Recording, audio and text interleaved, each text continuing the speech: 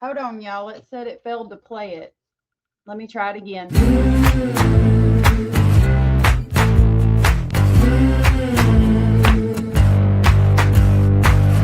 Listen up, I gotta tell you, there is something you should know. I have never really liked you at all. I cannot hide it anymore.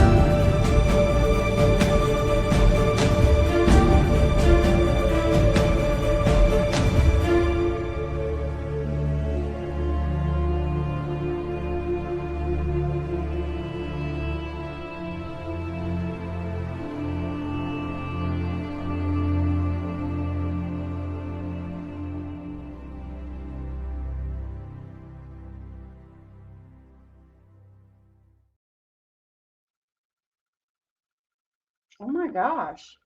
Trying to put my necklace on. Hold on.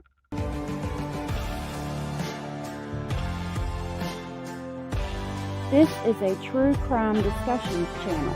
We speculate. This is all just speculation. Because it's true crime, it's for mature audiences only.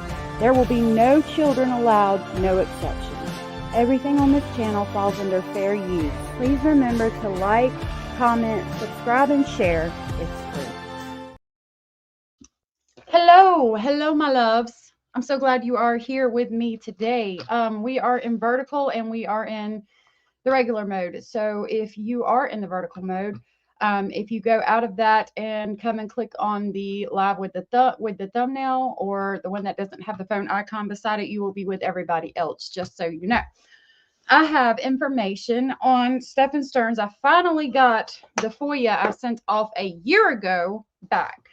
So we're going to talk about that today. I haven't went through any of it. I haven't watermarked it. We're all going to find out together this here day. I hope they find these people in Jesus' name, said Kana, and I do too as well, love. You are in the vertical live, by the way. Indy, good to see you. Mustang, good to see you, love. Abellis, good to see you. Darling, good to see you. Hey, Texas woman, thank you for the compliment. I appreciate that. Shelby, good to see you, love. What is the shield? I know the wrench is a mod. I don't know, love. I didn't see. I don't know. Y'all are in my ear today. Good to see you, love. Lorianne, good to see you. That's been on the news constantly. No children should be put in the news because we know all what's happening. They're being drained of adrenal. Look, Hod 420. I don't know about the one thing you said. I'm not going to go on to demographics basically, but we can talk about adrenochrome. I'd have to do it on a different episode, but I think there's something going on. There's some kind of demonic shit going on. They're trafficking the hell out of children, which is very upsetting, and you have to wonder why. I'm not, this ain't the live for that, but we can talk about it one day. I sure will. I'd love to talk to you about it. Shelby, good to see you, love. Orange Rose, good to see you. Cara, good to see you. You are in the vertical live. Yeah, if you're not subscribed, please subscribe. Southern Cats, good to see you, my love. Abellis, my love, good to see you.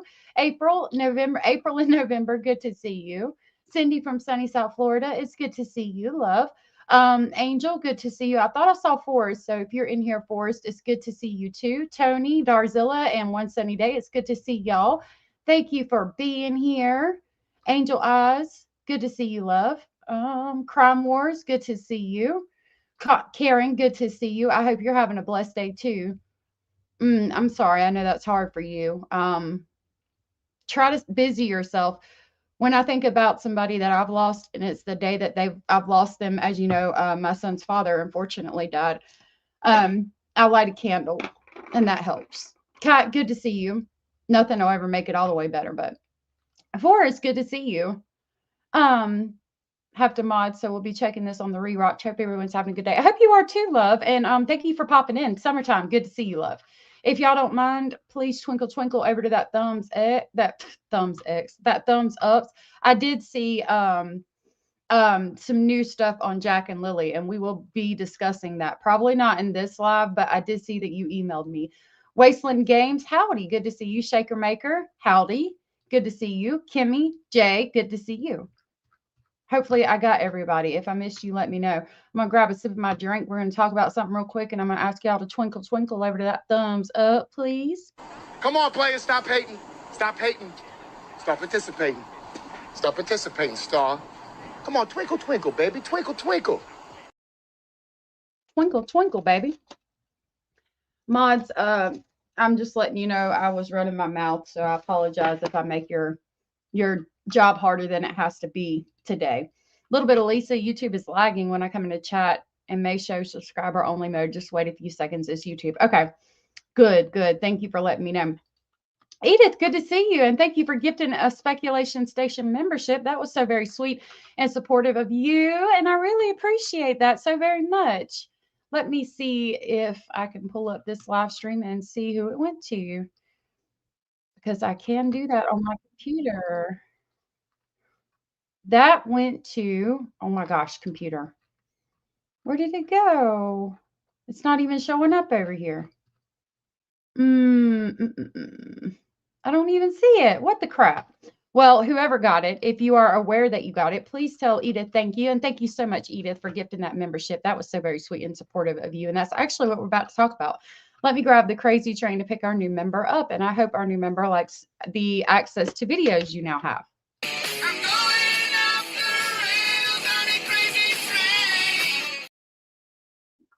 Thank you so much, Edith. I really appreciate that. Hey, Abraham. Good to see you, love. Good to see you. She gifted it in vertical. Okay, maybe that's why I couldn't see it. Okay, Edith, you are in vertical, just by the way. Speaking of memberships, that's what we're going to talk about. The people who won the gifts have not reached out. I don't even know if Pineapple Icicle Tree is still here. Pineapple Icicle Tree, I knew who that was, but I haven't seen them in forever. Cosmos, good to see you. So I'm still going to give the time period for those people to email me. And we'll, you are on vertical. It shows a phone on my end, love. Just so you know. Hey, Rhonda, you're in vertical. Ruth Ann, good to see you. Thank you for lurking. Between the two street. Oh, you're going back and forth. Okay. Alyssa, love, festival DJ. Good to see you, love. You're in the vertical. Jay, good to see you. Thank you so much for the compliment. All right. Sorry. Back on track. Squirrel brain. The people who won the gifts have not emailed me yet. I'm still going to give them a week to email me.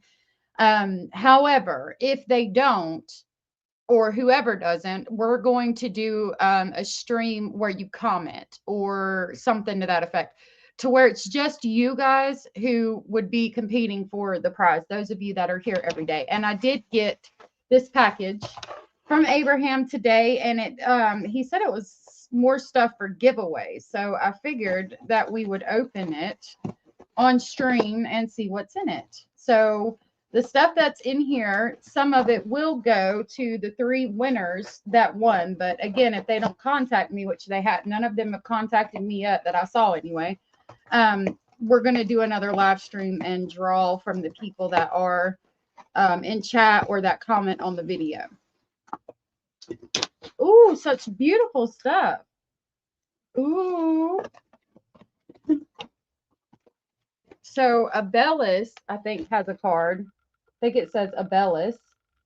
So Abellis, I'll have to send that to you. This is what it looks like right now. And there's the bags with the jewelry behind it. Forgive my nails. I got nails off of Amazon and they were super cute.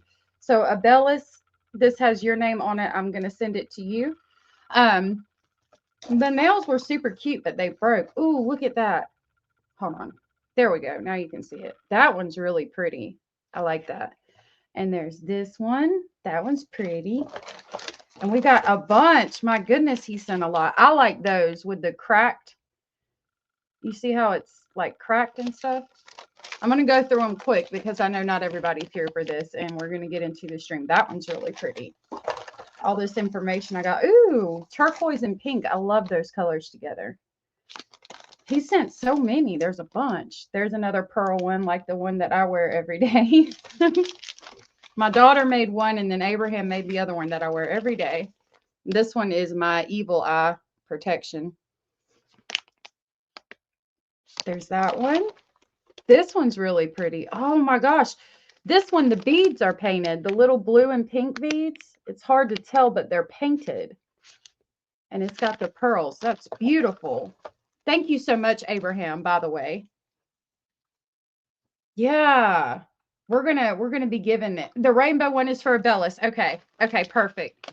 So Abellis, when I send you the card, I'm going to send you, where did it go? Oh, I set it over here.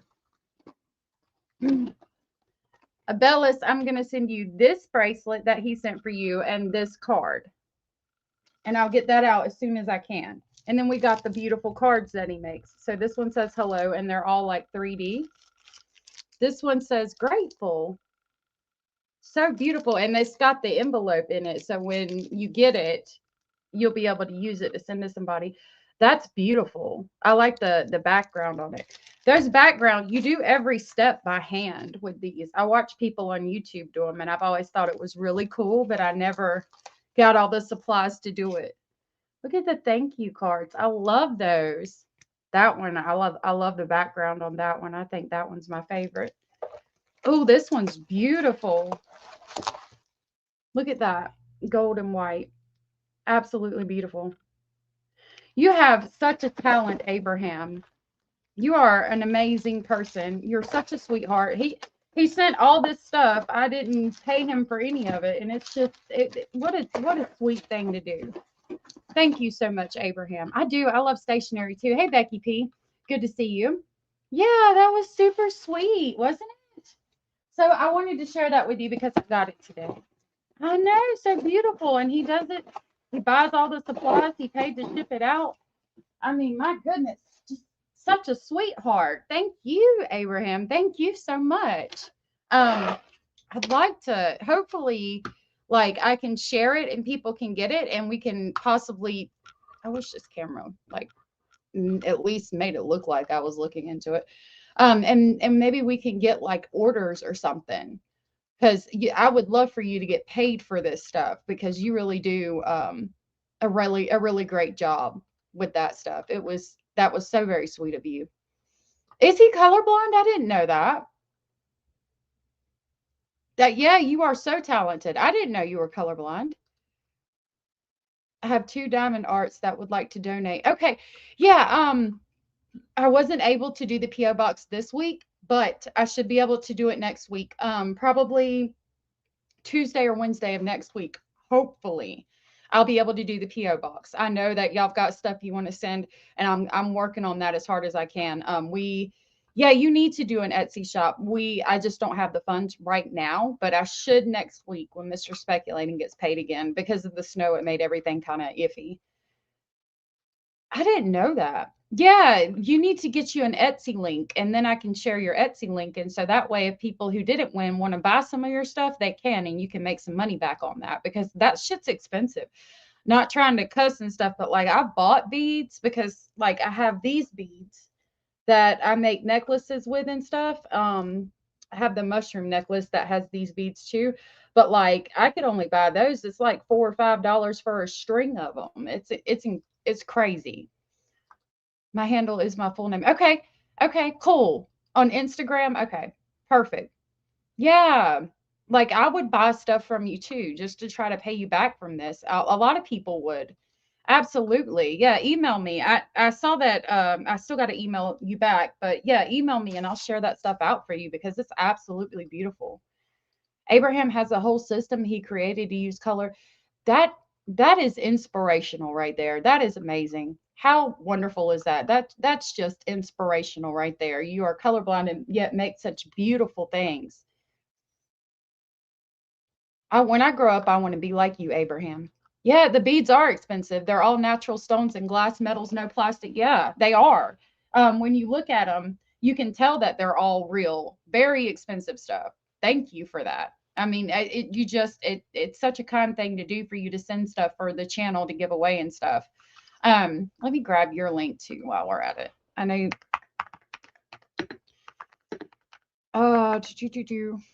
I'm gonna grab y'all Abraham's channel. He does true crime as well. Hold on, I'll pull it up so you guys can see, and then we'll get into what I have. What I have is the results from the FOIA request, and I haven't been through it all. So he was talking about Jeffrey Epstein, Chernobyl, the rise and fall of Ghislaine Maxwell, the mysterious death of Robert Maxwell. We did Pride streams. I remember in June when we did the Pride stream. And it was fundraisers. I went over there and watched part of that one. I think I was cooking or something, but yeah, definitely I'm gonna drop the link. Hopefully it goes to both chats, so you guys can definitely go give him a like and subscribe. I have to arrange everything in rainbow order so that I know where the color falls. Wow, that is amazing, Abraham. You are just so talented and so sweet. You could you could call your shop Rocco's Retail Regalia. I love that. Yes, ma'am. Yes, ma'am. Boom, boom, boom, bop, bam. I don't know why I couldn't hear that. Let me make sure okay. It's connected. All right. So with that, thank you, Texas woman. I used to have an eBay shop long ago, and it was called Rocco's Palace or Rocco's Place. That's cool. Yeah, the beads are stupid expensive, like ridiculous. All right. So we're gonna get into this FOIA that I got sent. Oh, actually, I don't know why. Hello?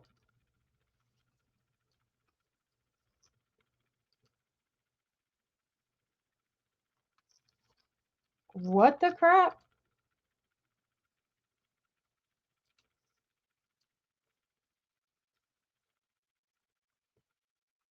Hello?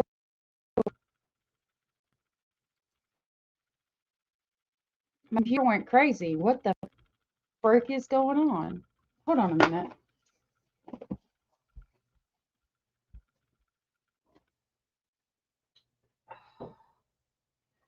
Hold on just a minute, y'all. I apologize. I need to see what's on my Starlink because it should not be acting like this. This is a bit ridiculous.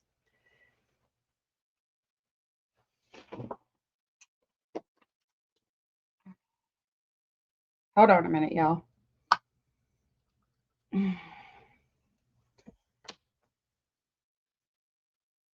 What 4 damn devices are on my damn Starlink? Let's pause that. And we're going to pause that.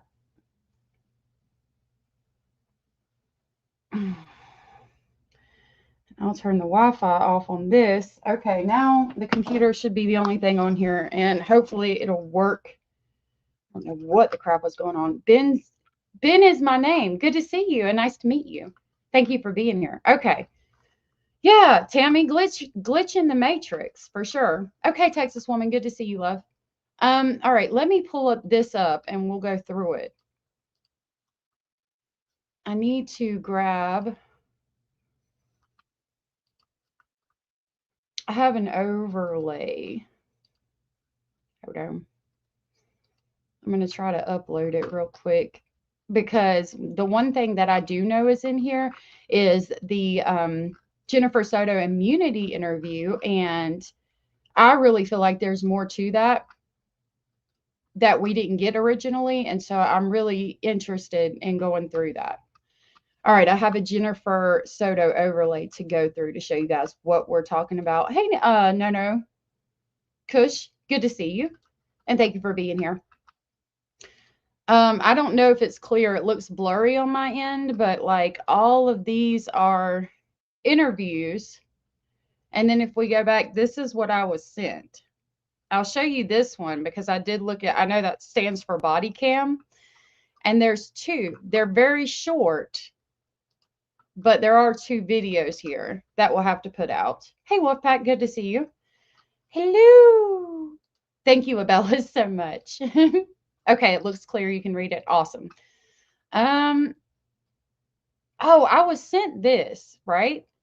It's titled Supplemental Discovery before we get to the body cam. And I have no idea what the fuck this is. Like, it just goes on. You can see how high up this is. I mean, it just goes on forever. And it's like 911. I don't know. Address and city. So I guess it's like, I have no idea. Maybe 911 calls. Tells you the zip code, the sector, the antenna, offset, extended channel, node, vendor. Have no idea. But this was in there. Like, it's just a spreadsheet. It's not like I can click on anything. I don't know. If anybody knows what that is, let me know. Maybe a photo log. All those are photos. Okay. Wow, what a lot of photos. So we have Webster, Florida, Orlando, Florida, Bay Lake, Florida, Palm Bay, Florida, Lake. Usually if I click on it, it'll tell me what it is. Oh, Lake Buena Vista, Dunelin, Florida, Orlando, Melbourne. Are these all places where he was uploading photos? I'm thinking, or Daytona, Port Orange, Deland. I'm wondering if these are all places that he uploaded them or where they hit off of the antenna. Because remember, we had that one that was titled Antenna. So it could be where it hit off of the antenna. I wonder if this could tell us if he was indeed sending it, right? Like the locations the photos were sent to. And if the locations the photos were sent to are all in Florida, is that how the ring got busted? There was a trafficking ring that got busted right after Stephan Sterns got arrested. So would it be related to that? Are they locations he was in when they were created? I don't know. There's several Kissimmee here. Silver Springs, Daytona, maybe. Mims, Melbourne, Longwood, Palm Bay, Bushnell, Debris, Orlando, lots of Orlandos. They're all Florida. St. Cloud, there was 2 St. Cloud here. Interesting. Longwood is North Orlando. Okay, so maybe it's the locations he was in when the photos were sent and these towers they were sent off of. But my God, I mean, we're at what, 1,000 here. Hold on. Let's go to here. We're at 1,200, and you see on the side that my thing is barely moved. Let me see. I don't know if it'll load all the way. 22,604 is the number. 22,604 photos, y'all. That's half the damn cities in Central Florida. I believe it, Stephanie. He was all over North Central, said Woodpack. Yeah. Those are all fairly new and where they lived. Okay. I think Maddie's music teacher used Roblox to meet children. I do too, Anders. Good to see you, love. I know, it's insane. Let me write that down. 22,604 photos that he sent. Or, took or sent. I don't know if it's took or sent. It tells us the antenna and all of that. That is insane to me. All right, we're going to pull this back up. So yeah, we'll look at these body cams real quick, and then we'll go into the interviews. That's disgusting. He would do it through Roblox. Yeah, Maddie's music teacher was named Brett Italio, and he was abusing children that he was tutoring after school. I think they were all little boys, and he got caught for that and deported. Madeline's secretary at the school was also caught with child images.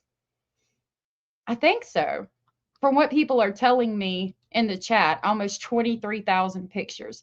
Yeah, little bit of Lisa. After the live, that's one thing that we can do is map out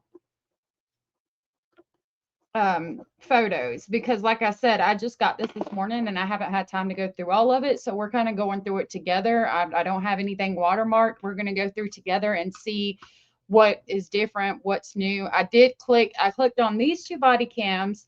I clicked on that spreadsheet trying to figure out what it was, and then I saw the other interviews. So we got a lot to go through.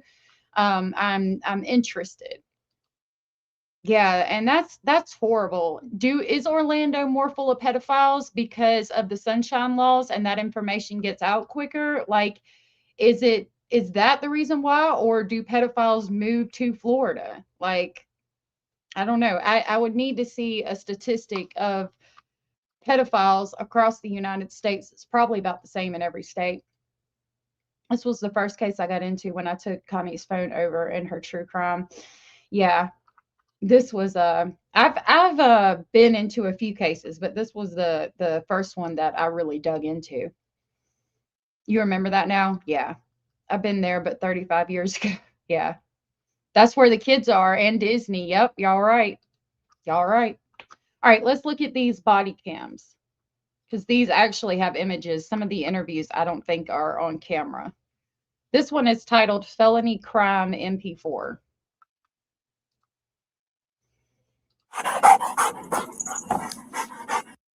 Now, we've seen this. You'll have to let me know. Let me know if you can't hear it, and I'll have to get a different way to share it if you have a problem hearing it. We've seen this one before. This is where the dogs are searching. I believe that they searched Jennifer and Stephan's cars for the smell of decaying bodies and things like that. And this is where like we've seen this before, but I'm wondering if they're going to show something different. I'm going to play it. You should hear a dog breathing very heavily. Let me know if you can.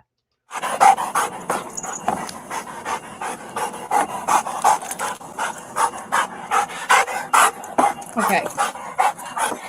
Thank you.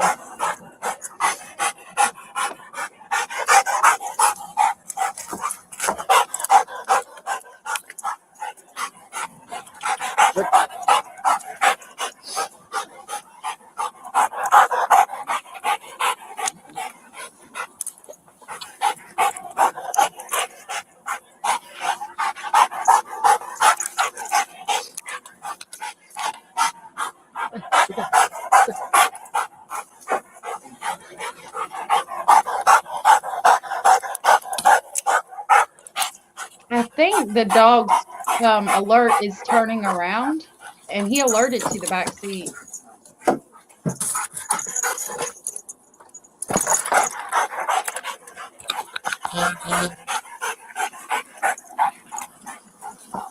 This is Stefan's car, by the way. It's the Lincoln. He Miss King. He did, didn't he? Now this would be after they impounded the vehicles. Or get that dog some water.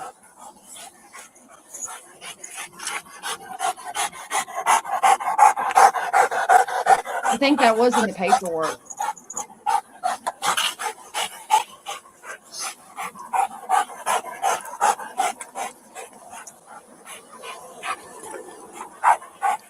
I think I remember that too, because we were saying how the hell did the dog not mark on Jennifer's car? I mean on Stefan's car and marked on Jennifer's. But I mean that tells me that he had her body in Jennifer's car. It does, but it is the Lincoln. It probably is, Angela.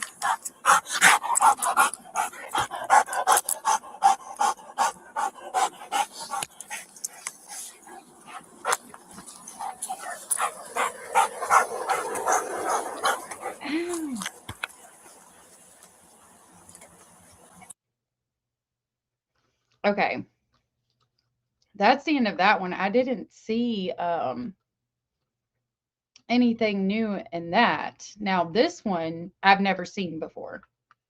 I do want to give you a trigger warning because they do appear to be out at the scene where Madeline, gosh, where Madeline, where her body was located.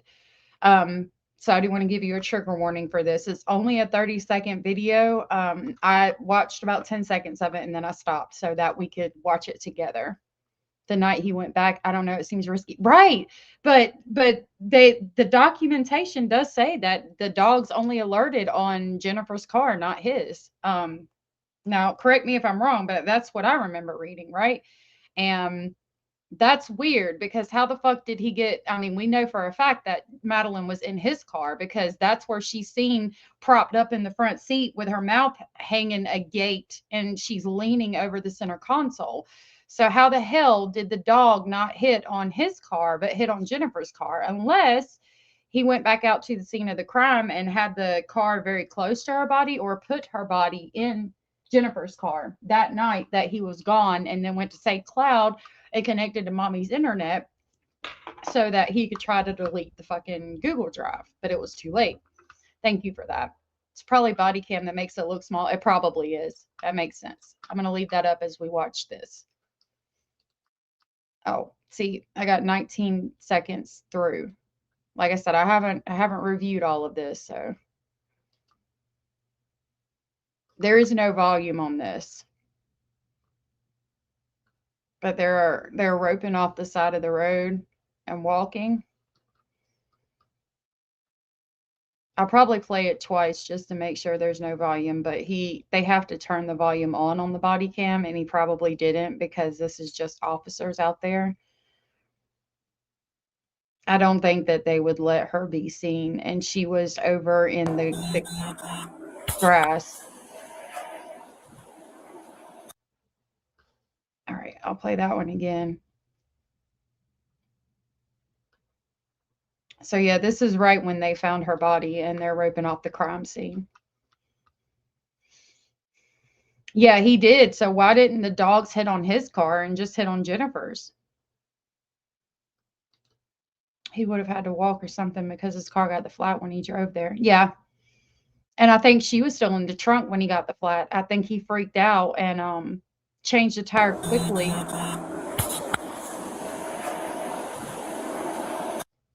I think that he was trying to move her body further away, like towards a body of water, and he freaked out and because he got a flat on the side of the road and only placed her again in this area because where she could easily be found because he got the flat tire. I really do.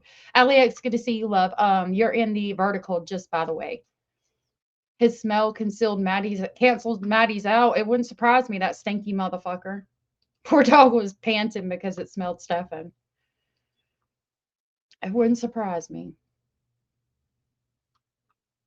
Thank you, Car, for being in the vertical. That's sad. For what? Why did he have to take her life? Like, my God, had you not taken enough from her? Then take her life on top of it like she's just disposable? I mean, my God, you took everything else from her. All right, we're going to go to interviews, right? And the first one I see is April interview redacted. The interview that happened in April was the immunity deal with Jennifer Soto. And that's the one because I have bugged the shit out of the damn states. The attorney's office, the one that I paid this money to, I have bugged the crap out of them asking them for this interview. So it should have some different stuff on it. So we're going to play it, but it has no video.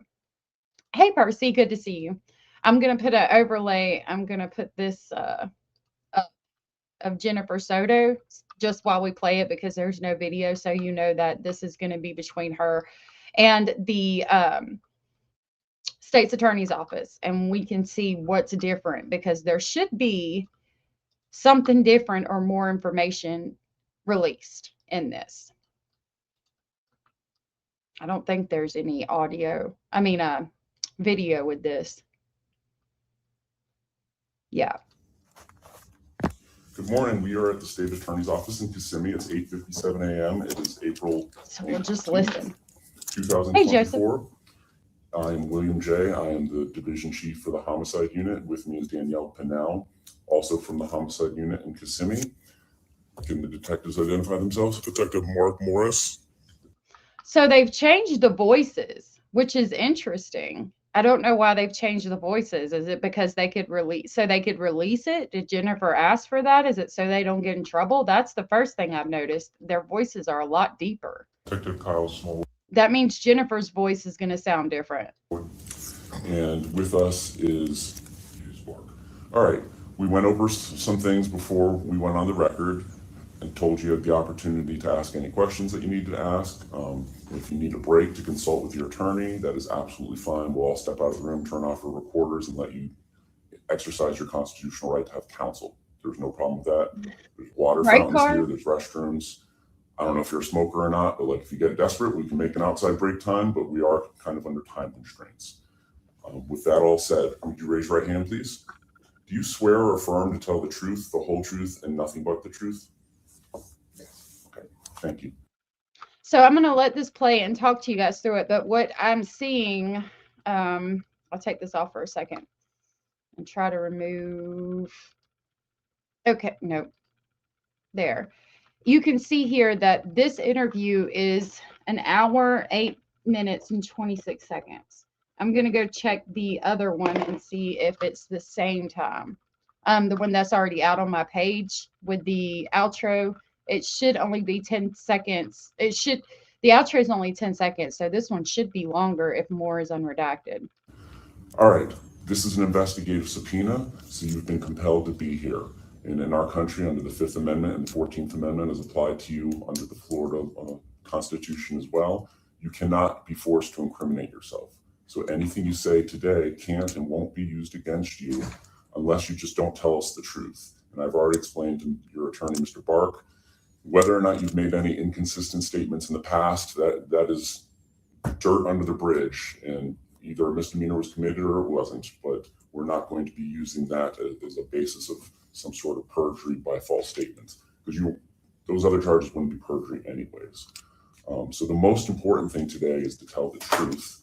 I also explained derivative use immunity, which means if you said that there was a gun, and obviously there's no gun in this case, buried in your attorney's yard, we couldn't go dig up that gun if you told us that, oh yeah, there's the gun that was used is.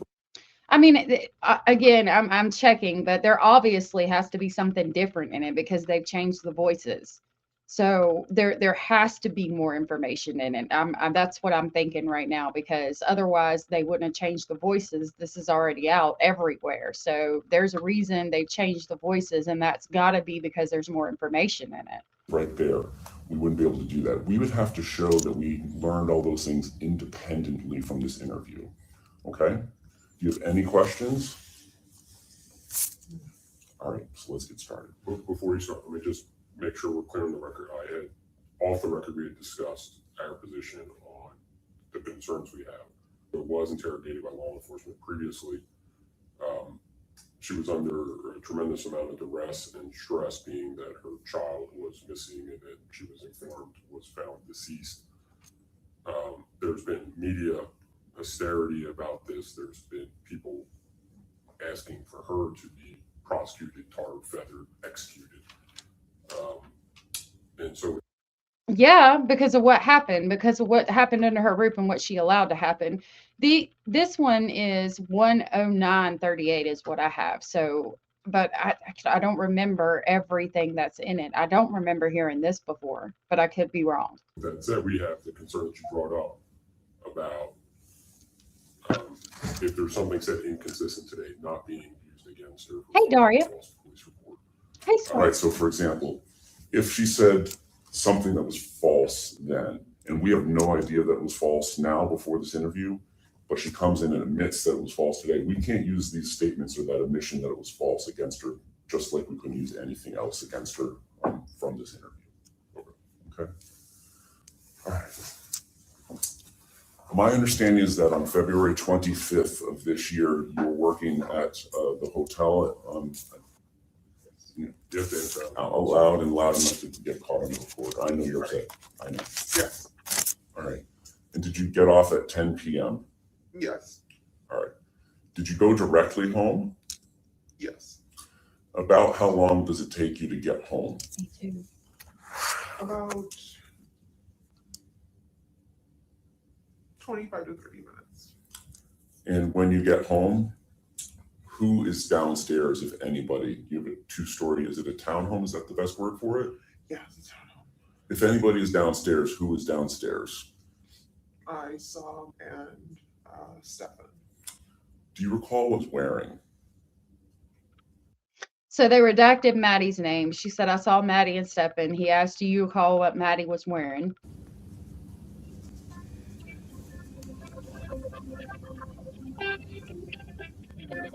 That's me.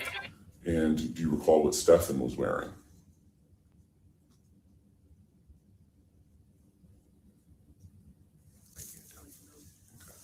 When you get home from work, do you need to kind of eat a late dinner before you get settled in for bed? Yes. And do you eat there at your home? Yes. What do you eat? I think I had a pub sub waiting for me in the house. A sandwich. Okay. Did anybody join you in sitting down and eating? No, I ate in my bedroom. Okay. Did it look like anybody else had recently cooked food or eaten any food there that night?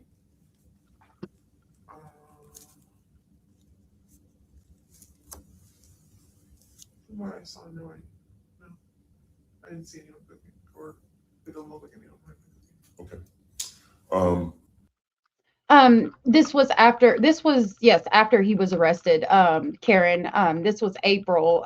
He was arrested the 1st of March or the last day of February of 2024. Iraq 21, good to see you. Thank you for being here. I believe in one of your former interviews, you mentioned that might have gone over with you kind of what she got at the birthday party since you didn't have the chance to go because you were at work. Mm-hmm. When and where does that occur? That occurs right after I get home. It occurs in my bedroom. Everyone's in my room. And so by everyone, let's just be clear, since I understand you have some roommates. So what do you mean by everyone? Stephan and myself were in my bedroom. Okay. At this point in time, do you recall what wearing? They're asking again, do you recall what Maddie was wearing? And they also said, who was in your room? But she just said she ate alone. Just by the way, she came home, she ate alone, and then she went to her room, or she went in her room and she ate alone. I apologize. And who was there? And now she's saying Stephan and Maddie were there, which is interesting. Cindy, good to see you. I don't know. Let me ask it a different way. Can you tell me whether or not she was wearing a long-sleeved green sweatshirt and jeans? Oh, no. Okay. Would she have kind of been in her bed gear, or do you think she could have still been in the dress that she wore to her birthday celebration? She would have been in pajamas. I can't recall the exact pajamas, but she would have been in pajamas. Hey, all in takes. By this point in the evening, she had already showered and changed out of that birthday dress. And was it your understanding from your sister that she had gotten dropped off about 8:30? She 8:30, 8:45, something around that time, yeah. And what's your understanding as to when Stephan had gotten there? If you know, if you don't guess, it's fine. Actually, while he's saying that, this is important. So there's things that you might think should be a certain way because that's just the way things go. So they redact her name because of Marcy's law. Yeah, Mr. Speculating turned the camera on, so that's why I was stuttering there for a minute, because I have cameras in my house and like you can speak through them, and I heard the background noise from him at work, so it messed me up. I said, "You're fucking me up." He said, "Sorry." Good to see you, babe. All in tanks, good to see you, love. I don't know if I said that.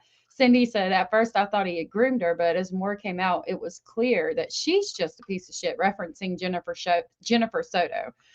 Yeah, I think that I heard people talking about that Stephan could have possibly groomed Jennifer Soto, and there could be a little bit of that happened, but at the end of the day, you're not going to make a comment like, I'm so scared of the Woody Allen situation if you didn't suspect something was going on. Like I've said several times, if I've even got to think that thought in my head, what if the Woody Allen situation happens? I'm going to step back and I'm going to say, now, wait a minute, why do I even feel like that's a fucking possibility? And I'm going to reevaluate some things. Yeah. So yeah, this is information that I just got back from the state attorney's office. Everything in here is supposed to be unreleased. Like it's got stuff in it that wasn't in the original. We're kind of going through it to see what's new, because it could be just one phrase in the whole entire interview. So we're trying to figure out what's in this that wasn't out before.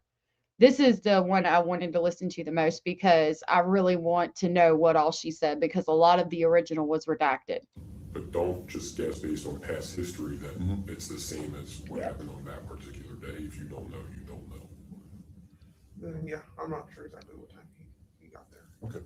You were at work, so I just didn't know if like sometimes families check in, hey, I made it by text or by phone call or anything like that. Do you not remember any of that? I don't remember. Okay. How long were the three of you in your bedroom? I'm going to say for about 30 minutes. Okay. And did she tell you about the party? Did she tell you what food they had there at the party? Yeah, Yeah. She had her favorites. What are her favorites? Puerto Rican food. So arroz con gandules. All right, so you're gonna have to translate to English. I know frioles and arroz and a couple other things, but help me out. That's if funny. I recall correctly, she had requested rice. It's a type of rice and beans. Mhm. It's rice with pigeon peas. Okay. And pernil, which is I'm not sure how to. It's a pork, but I'm not sure how they cook it. Okay. So cooked pork. That's typically what she requests for her parties. That's like her favorite meal. Okay. Oh, And yeah. what kind of gifts did she get? As always. She got a lot of money. Okay. That's what she ended up showing me. I think she had a few trinkets, but like most of it was just a big wad of money that she was so excited for. Is there any particular reason Stephan couldn't make it up to the party? Because it's my understanding he didn't exactly work or anything. He wouldn't have been invited. The party was held at my mom's house, and my mom and him have never had a great relationship. She's never liked him. So he wouldn't have been invited to the party at all. It just would have been my whole family and then me. So yeah, as we knew, her mom hated Stephan. Okay, baby. Have a good day at work, and I will see you in a couple hours. Yeah, sounds like an interview with the Allstate guy, doesn't it, Car? If I had worked, I would have been there. Okay. Now, during this 30 minutes that the three of you are in your bedroom, is engaging in any of her kind of nighttime routine or, getting ready for bed? What else is going on, if anything?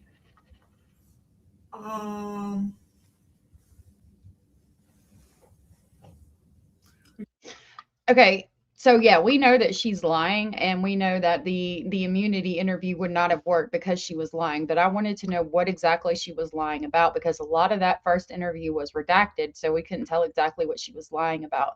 Abraham, their voices sound like that because for some reason they've changed the voices. With a voice changer or something. I don't know why. I don't know if it has to do with Jennifer Soto not being able to come out and say, well, you released, my voice, I'm suing you or something to that effect, but they've made everybody's voices deeper for some reason. We spent a long time talking about gifts and having a Hey, show Jenny and Jen. counting out our own money. That's Jen talking right now.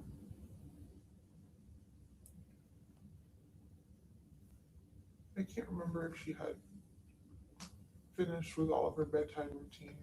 Okay. Does she brush her teeth at night? In the shower. In the shower? Okay.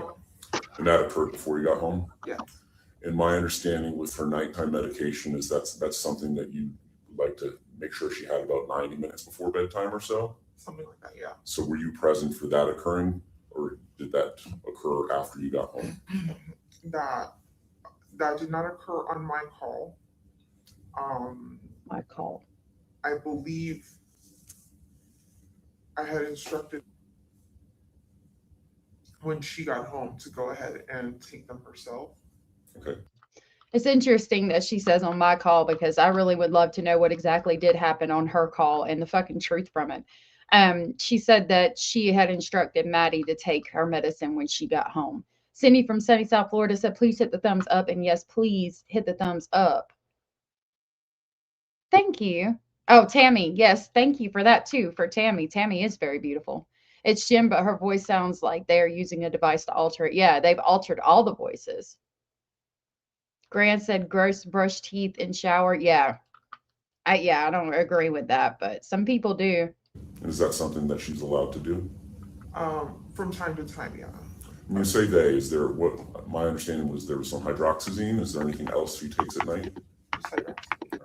And the Miralax is when? Miralax is once a day around 4:30, 4:45. Okay, so that would have been earlier while you were at work too if she took it? Yeah. May not have because she was at the party? Yeah, because I had been training at work that week and we had been going back and forth with my mom's a lot, the Miralax wasn't consistent. Okay. All right, now, does she lay out her clothes for school the next day, or is that something she gets in the morning, makes a game time decision like my kid? Typically, it is a game time decision morning of. Okay. What about this specific evening? Do you remember anything about it? Yes. This evening, we had, I had already discussed prior to Stephan coming to visit that he was going to help me take school that day. So because I knew that that was what was going to happen that night, I had asked, pick out your clothes, have everything ready, have your backpack Hey, ready, Tom. water bottle, everything you need ready, so that way you can just grab your stuff and head out. It won't be too much of a hassle in the morning. And so she did. She picked out her clothing. I asked her what she was wearing, and she told me what she had picked out. I said, okay, fine. All right, so she picks it out, but does she physically take it out of somewhere, wherever she stored the clothes, and put it somewhere? I'm not sure. Okay. Hey, Creamy. I'm not sure if she took that clothes upstairs with her or anything like that. All right. So as far, you didn't see them in your room, and did you have the opportunity to kind of see her cubby part of the living room to see if she put them on her bed or anything like that? I hadn't seen it. Does have like a water bottle or a hydro flask or whatever the kids call it that she likes to sleep with and bring up or bring wherever she's sleeping? Thank you, Daria. Typically not. That stays downstairs in her backpack, and then she'll clean it in the morning and then fill it back up and just leave it in her backpack. That typically stays in the backpack. And I think that's important because we did see the water bottle. I do believe it was beside her bed. I don't think it was beside Stephan's, but I think that's why he's asking about that. Anders, it is irritating that and I get that you can't hear what they're saying. What I'm thinking is whenever we find out what's different, I'll put out the video again and I'll explain that they've changed the voices and I'll do captions. So that should help understand what they're saying, because that's something easy I can do when I put the video out. Favorite stuffed animal or stuffed animals? Anything that always goes with her wherever she's sleeping? She does have a few stuffies and blankies. Did I see any that day? Yeah, specifically, did you see if she brought any of that stuff upstairs with her? No, I didn't see any of that stuff upstairs. Now, separate question. Generally, habitually, like your attorney was saying, there's a difference between specific memory, but generally, would she do that? Not saying that you saw it that night. Generally, would she do what? Have stuffies and blankets and her favorite stuff. Yes, she typically would. So if Stephan says something like building her nest and getting settled in, would that to you mean like her stuff is part of this nest, or what do you think that would mean, if you know? I'm not sure.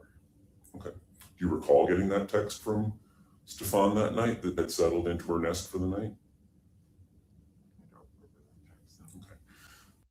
See, right there. Did you get the text, hey, content, that from him saying that Maddie had settled into her nest for the night and all of a sudden she doesn't remember it? If something traumatic like that happens, you're going to remember everything. You're going to remember what the fucking room smelled like. I cannot with her. Sometimes you block out traumatic memories, but you're not going to not remember getting that text. Also, another thing to remember about Jennifer Soto is that she said, they asked her how she thought Madeline died. And she said, I think he choked her or suffocated her because there was no mess in the room. But in an earlier interview, she had claimed that she didn't go up to the room. So how the fuck do you know there was no mess in the room if you didn't go up to the room? She's a horrible liar. And she lied through a lot of this because she knew, in my opinion, exactly what Stephan was doing to Maddie. So she lied to cover for him. Why? It's been alleged that maybe he brought her substances in exchange for her fucking child. And as time has progressed, I have to wonder that, because I don't understand how the fuck this happened and you just didn't know. I don't believe that. I'm sorry. I'm just not in that group of people. But if you do believe that, you're more than welcome to share your opinion, and I'm not going to jump on you. We like differing opinions. I just cannot believe that she didn't know anything. I can't. There are cases where parents don't know anything that's going on, and I get that. But Jennifer Soto, I don't think she didn't know anything. The Woody Allen comment and some other things that she said just tell me that she absolutely knew. My understanding was that at some point you told them it was time to go to bed. Do you recall about what time Just that the was? facts. Good to see you. Around 11 o'clock. So that's consistent with getting home at 10:30, having this half-hour discussion. Thought that too. Eating your pub sub. Is that a yes? Yes. All right. Do they comply with your wishes to go upstairs when you say that at about 11 o'clock? Yes, they do.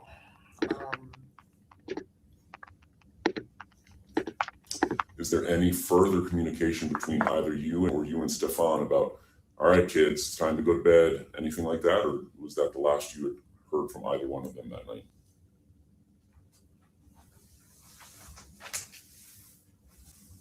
I think at some point Stephan comes downstairs to use the restroom and then goes back upstairs, but after that, I don't recall interacting or saying anything, so. Okay. So she sends the text, says, all right, kids, as if they're both children.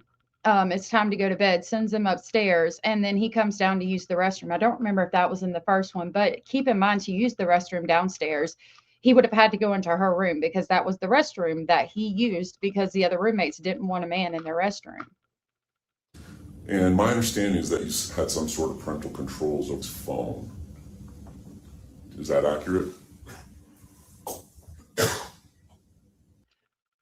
She had parental controls on Maddie's phone. I'm not sure about parental controls exactly. I didn't have any limits or anything on the phone set up. Well, like, for instance, if she wanted to install Game Pigeon, does that have to go through you? Yeah. So any permissions for any apps, she would have to ask me for. All right, and does that ring a bell as to occurring that Sunday? Game Pigeon? Okay. All right. So Maddie downloaded Game Pigeon and she would have had to got permission, and Jen is claiming she doesn't remember. Tammy said, believe me, the birther has replayed that night, that week over and over again in her tiny head. And I have to say, you are probably, if I'm going to speculate with you, 100% right. Boom, boom, boom, bop, bam. A lot of times when something traumatic like that happens, you remember everything. I could tell you, I've had traumatic things that happened in my life. I could tell you what the walls looked like, what the people that were there, what it smelled like, what they looked like, what color clothes they were wearing, what color clothes I was wearing. You replay it over and over again because you question constantly, what did I do wrong? How could I have done something different to make that outcome not be what it was, to keep what happened from happening? What could I have done differently? She's definitely replayed that shit over and over in her head, in my opinion. So that's the last time you hear from either one of them. Yep. Until the morning. My understanding is that Stephan comes down and is dealing with your dog. Is there any communication other than perhaps Stephan coming down to use the restroom? Is there any other communication that you have between Stephan and? Do you see them? Now I've said communicate. Do you see them? Do you go up and check on them? Do you see or Stephan from the point you kick them out at 11 p.m. until you see Stephan at 8 in the morning-ish is what you guess for the dog? She first said yeah and then said no, I didn't. It's very low. I'm going to play that again. Wolfpack said, I completely disassociated and I'm so sorry for what happened to you. And some people do. But I think that she knows a lot more that she's saying regardless. You know what I mean? Liddy, good to see you, love. Frozen in time moments. Exactly. You are in the vertical, by the way. Hey, Pandora's. I'm going to call you Pand. Good to see you. And thank you for the compliment. I really appreciate it. If Stephan Sterns' truth was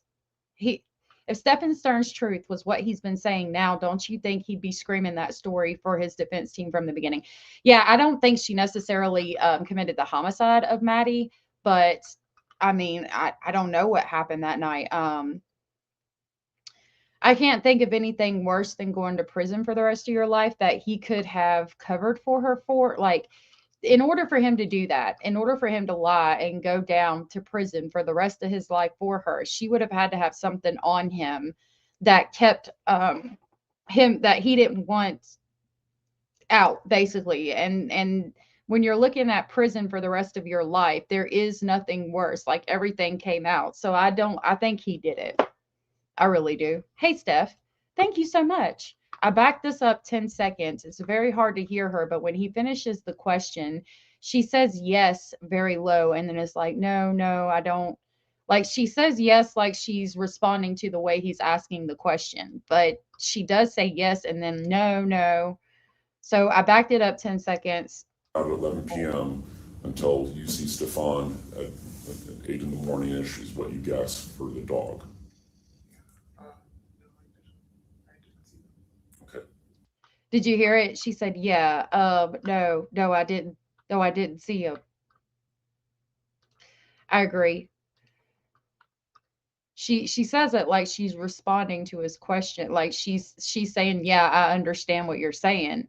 But it's interesting that she says, yeah, there. And then when you couple that with the fact that she said there's no room in the mess, but also said she didn't go up to the room because it's upstairs, I think that was a Freudian slip. I think she said yes in the beginning because she did see Stephan again that morning when she found out Madeline was gone and they had the power tools all out and all that shit trying to figure shit out. And then she followed it up with no.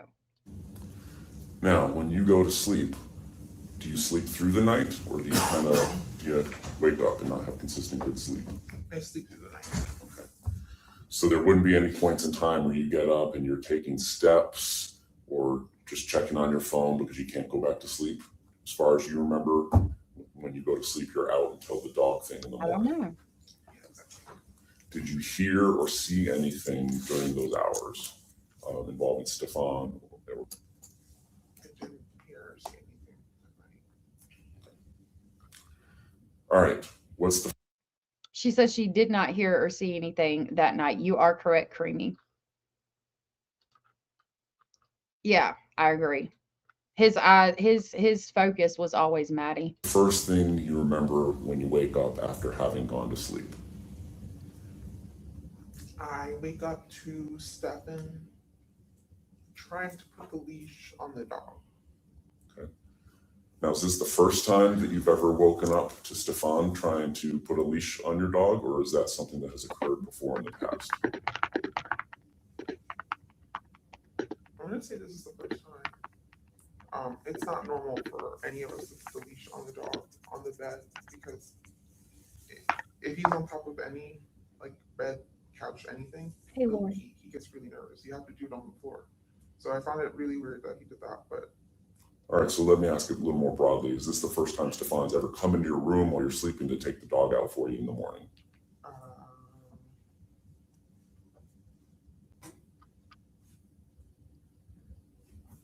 can't recall if he said it before. Okay.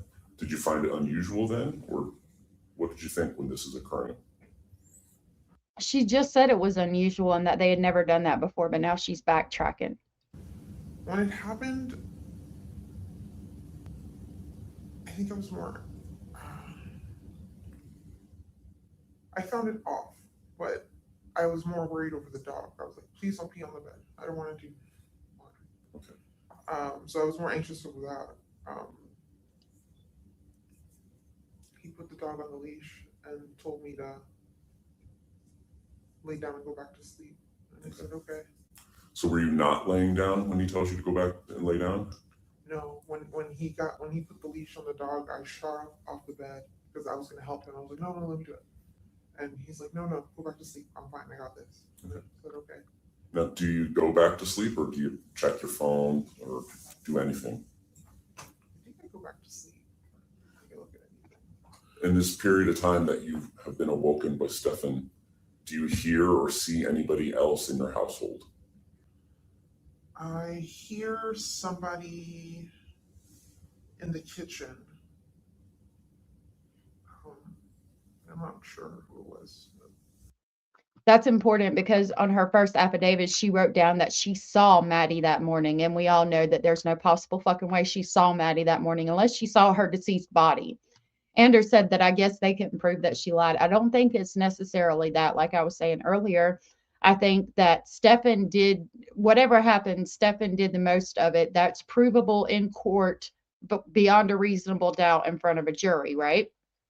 And the state of Florida has their man. That he's got life in without the possibility of parole in prison. Okay.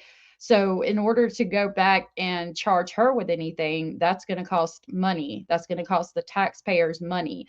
And the state of Florida already has their man. So they're not going to go back and charge her with anything because why spend that money when you've already got somebody behind bars for the rest of their life for this crime? I wish that it was different, but unfortunately, that's probably all we're ever going to see about it. Lori, good to see you, love. Not sure who it was. Right.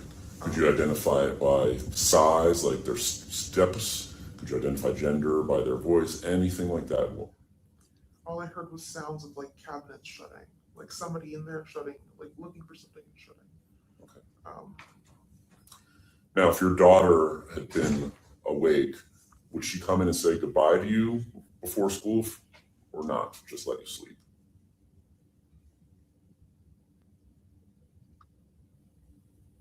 I would have hoped she would have come by and say goodbye to me.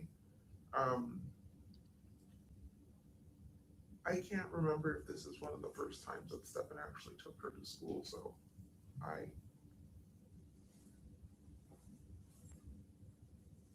I would have hoped she would have said good night, but I'm not sure. All right, so do you fall back? First of all, why is Stephan taking her to school if that's not something that happens? And she said, I would have hoped she would have said good night.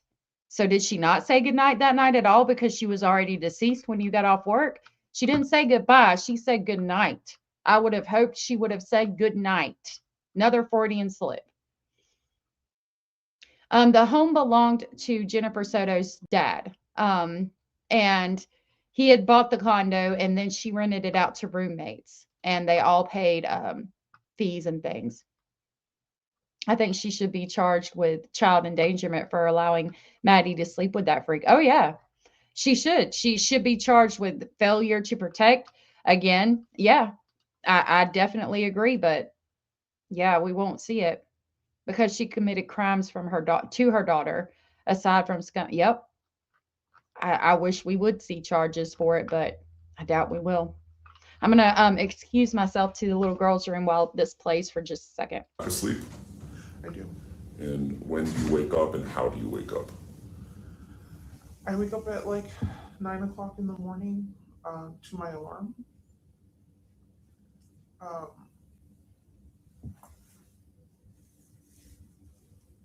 Yeah, I wake up at 9 o'clock in the morning to my alarm. I get ready. I think at around 9:30, 9:45, I leave for my doctor's appointment. Okay. So in this period of time from when you're waking up and getting ready, do you see anybody else in your home?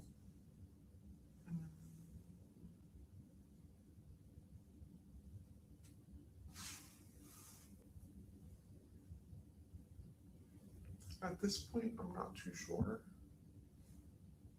I know throughout the day I've seen my roommate in the kitchen cooking and doing her thing, but I don't recall if it was at this time. Did you see your daughter this morning on the 26th? No. Did you have any texts or phone calls or any other type of communication through any possible app on your phone? Like, hey mom, love you at school, whatever. Any communications from? Nothing. All right. How about from Stephan by the time that you wake up at 9? Any texts or communication from him? Dropped, I'm off to the game store or whatever he's doing? No. I didn't hear back from Stephan until 10:20ish, and he had told me he left his phone at home that whole morning by accident. And I had asked him how the morning went, and he let me know that this morning went great. We made great time. She got busy super quick. He was going to take her to McDonald's for breakfast, but she changed her mind. All she wanted to do was sleep in the car, so he let her sleep. He took her to school and dropped her off where he said he dropped her off, and that was it. And you had a 10:15 appointment for a blood draw? Yes. And did you go anywhere else prior to getting to your appointment for your blood draw? Did you go directly there or not directly there? That's basically the question. Oh, I went directly there. And after your blood draw, did you go directly back home? Yes. About what time did you get home? Sometime between 11:15 and 11:30. Did you have any other appointments or doctor's appointments later in the day? I was supposed to have had one, but I canceled it. When did you cancel it? that same day. Why did you cancel it? Because it was a $350 Botox appointment that I didn't want to spend the money on. I changed my mind last second. Yeah, a lot of things have been brought up about that damn Botox appointment too. Abraham said throughout all these interviews, she's beginning to question everything she's seen throughout the relationship and the red flags. This is when she is coming to terms with what she saw. And it could be, you know, we don't know unless we lived her life. Abraham and I disagree sometimes about Jennifer Soto, but that's why I love him so much, because we can all talk about it and go back and forth and, you know, just calmly try to see everything from everybody's perspective. I really appreciate that. Abraham also said if she had helped him, there would be no reason for him to tell her about leaving the phone and stuff. And that was to create an alibi from what Abraham had said earlier. Lori thinks that she canceled her Botox to get back there and get the story together. That's a possibility too. Yeah. And I think if they'd have found anything on her phone, they might would have charged her. I don't know, because of this immunity interview, and then proving that she lied would be done in a court of law. And again, the state of Florida is not going to spend, I mean, the thousands and thousands of dollars it takes to take her to court when Stephan's already behind bars for this, in my opinion. When you get home from your blood draw appointment, is there anybody else at your home? When I get home from blood draw. Yes, Stephan was home. All right. And can you describe what he's wearing, what he's doing, his demeanor, what's going on?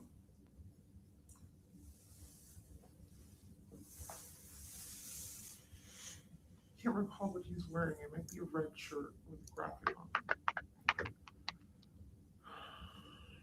it. That red shirt with the graphic on it was the Deadpool shirt. And when he's arrested, he's wearing, I think it's a blue shirt that we see in the interrogation video. And he claims that he had not changed clothes all day. So that was important. Also, when it talked in the discovery document about Madeline being abused on camera, they reference him wearing a red shirt in one of the abuse pictures or videos. And I think that he abused her that night. I think that he had not been there in a while, and he abused her that night and was wearing the red shirt. And then something happened and it went too far, because allegedly in the beginning we heard about that he could have been on Telegram up to 11:54 p.m. And it fit together perfectly for me that he's wearing the red shirt and some of the videos and photos where he's abusing Maddie. Then the red shirt he's wearing all day, which she just said that he was wearing a red shirt. And then he tells the police that he hasn't changed clothes all day and he's been in this blue shirt all day, which we know was a lie. Nevia, good to see you. I think if there were another child in the house, Soto would have been charged. That's another good point. If there was another child in the house, she probably would have. Yeah. CPS would have taken that child. Yeah.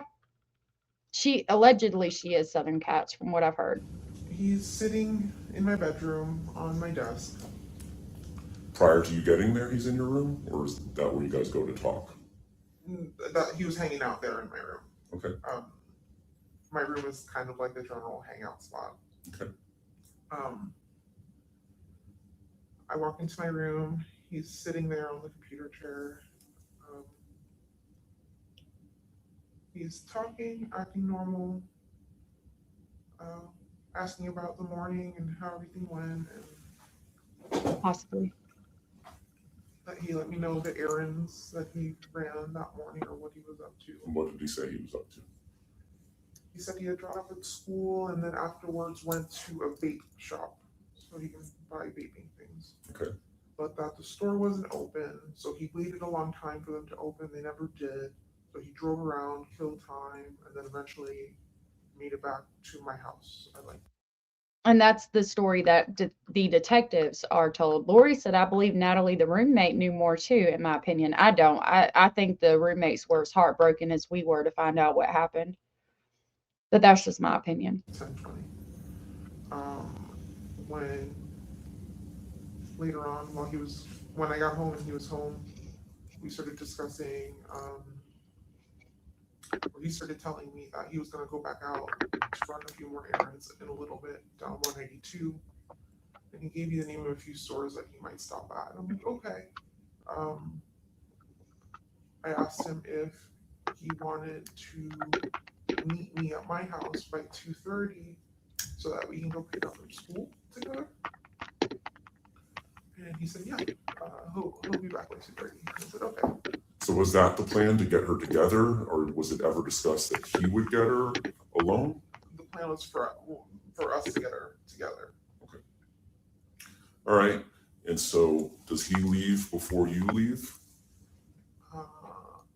Actually, before this, while we were still discussing, while we were having the conversation in my room, Yep. he did mention at one point, while he was sitting there, that he had to reboot his phone, or that he had to update his phone.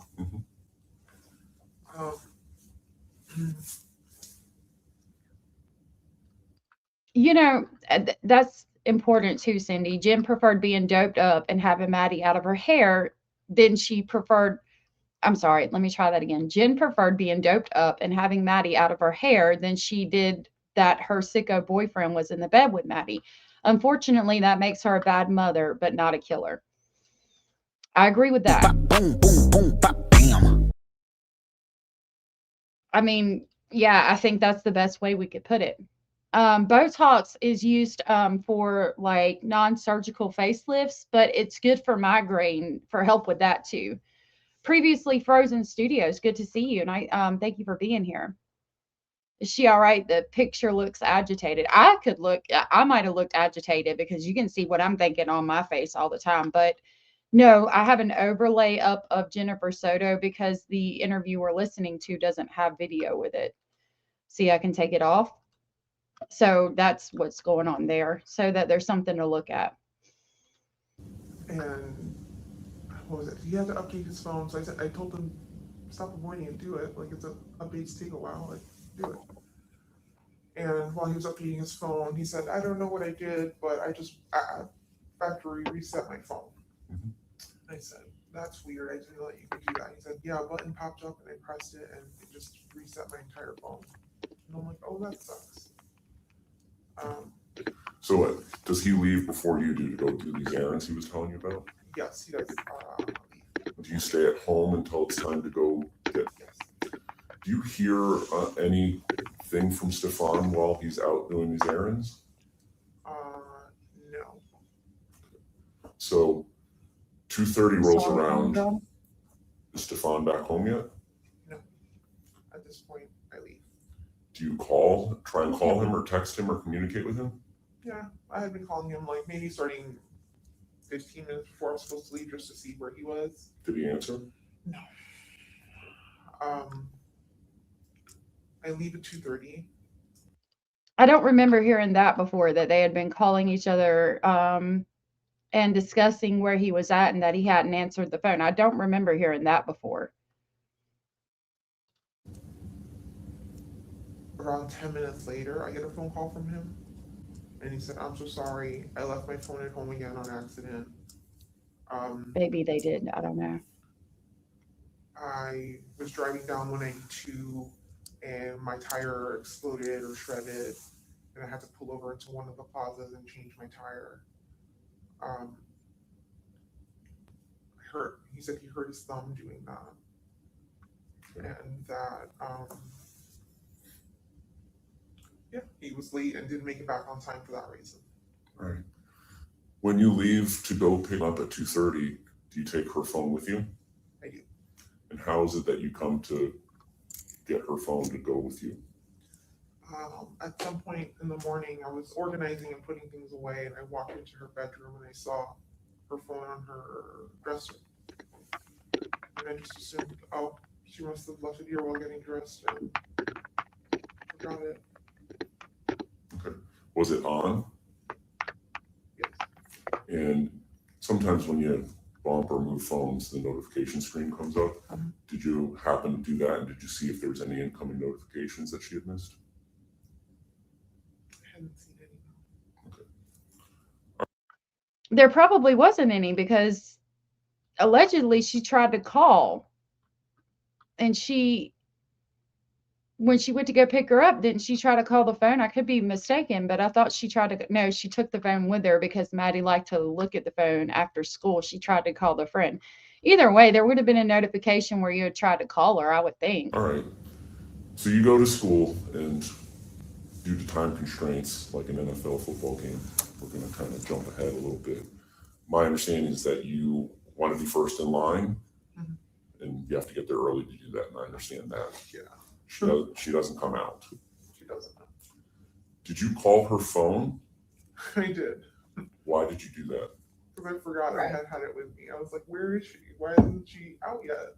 I start calling her phone, and then I start Oh, realizing sorry, I'm y'all. hearing vibrating, and then I look down and I see her phone's with me. I'm like, oh. No, I think that was done to make sure that everything looked legit, like you were expecting her to come out of school, even though you knew she wasn't going to come out of school. I don't think she committed the homicide, but I think she 100% knew about it after it happened. I do. I really do. How am I going to get a hold of her? Because I'm the first in line. The cars behind me already have children. They're full. They're waiting for me to leave. Okay. All right. So I'm going to kind of jump ahead. Did ever complain to you about believing that Stephan had taken her Hey, Banana. Christmas money? Did Maddie ever complain to you about thinking that Stephan had taken her Christmas money? Yeah, always laughing. Banana, you're on the vertical stream, just by the way. I'm going to grab my sweater from the back of the door right here. I'm listening. Yes. Tell me about that. Christmas money went missing. And we were both, I don't even know how to say this. We had collected all of her envelopes with Christmas money and consolidated into one. I'll put all her money into one. Yep. And then I said, I will put this somewhere safe. And I thought I had put it in my nightstand. A few days later comes around. We start looking for it or asking for it or something like that, and we can't find it. We can't find it at all.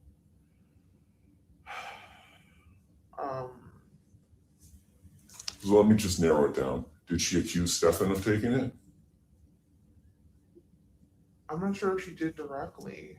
We both had the suspicion, but we're like, no, could he have? No, I don't think so.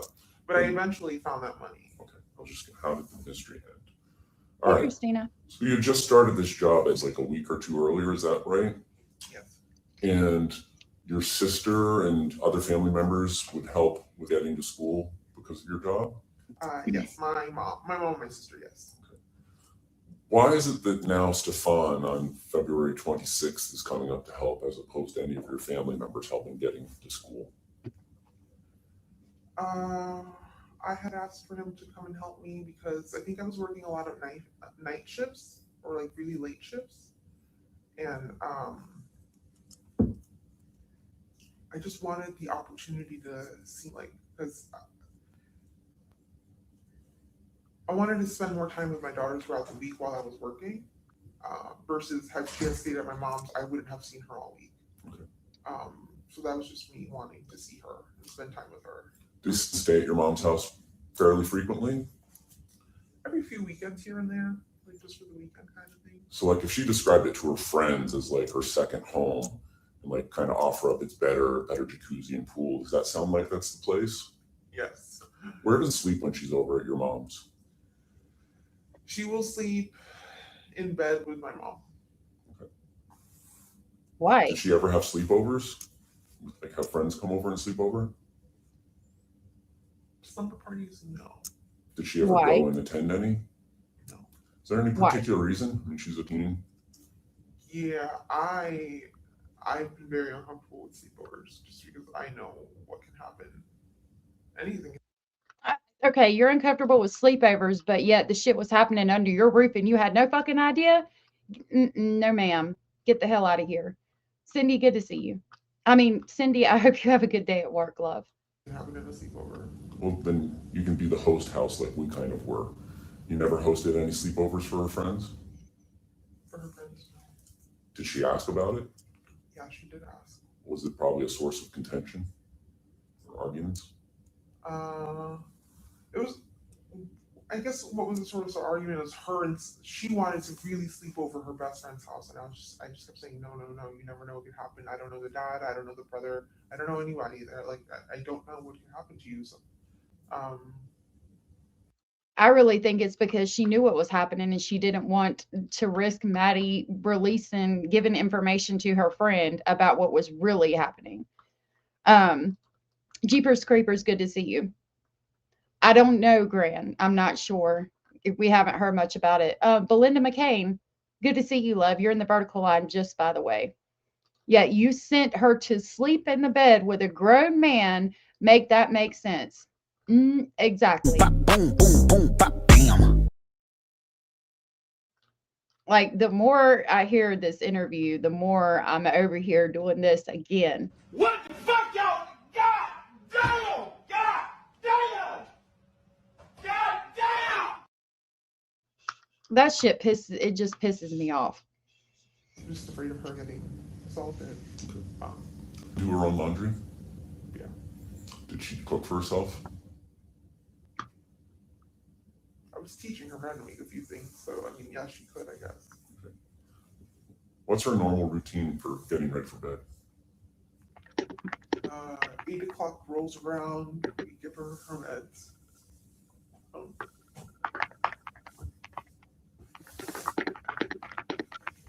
Sorry, take your time. You pretending to cry? Yep. I hope you feel better, Christina. Sorry.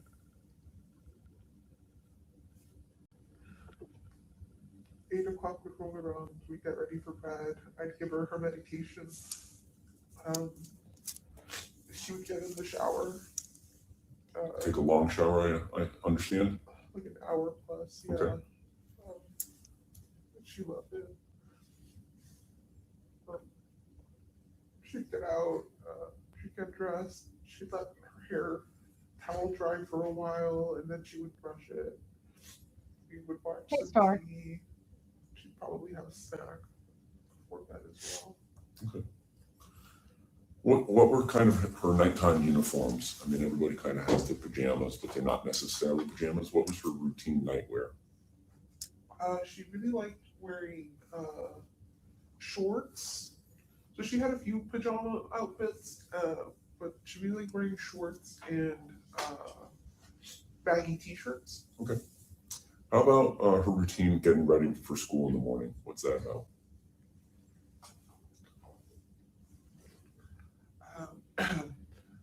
We'd wake up. The alarm would start ringing around 7:30. We'd snooze it up until 8 o'clock. Then she'd get up. She'd get dressed. And then she'd lay back down in bed while she would wait for me to make her breakfast. So she's a breakfast eater? Yes. Okay. I don't believe Jen made her breakfast that often. Abraham said, in my honest opinion, I think Maddie did try to tell her mom at some point in the past, but Jennifer didn't believe her. I think that's entirely possible. Thank you for the compliment, Christina, and I'm sorry you broke your leg, sweetheart. She was medicating Maddie with hydroxyzine and Adderall that I can remember off the top of my head. Hydroxyzine it's like a Benadryl, prescription Benadryl, but it's used for anxiety. It's so safe. Allegedly, it's so safe that pregnant women can take it and it won't hurt the baby. And then Adderall for ADHD. But her prescriptions were like supposed to be filled in December, and it was February, and there were still pills in the bottle. So I don't think that she was using that. I think she was smoking weed and abusing Xanax or something to that effect. If we're talking about Jennifer Soto. She'd have breakfast. Then she would start, with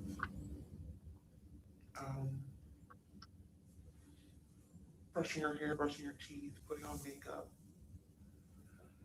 At 8:45, I would give her I'm so sorry, Kelly. ADHD medications for school. Is that every day or just school days? Just school days. Oh, in the morning?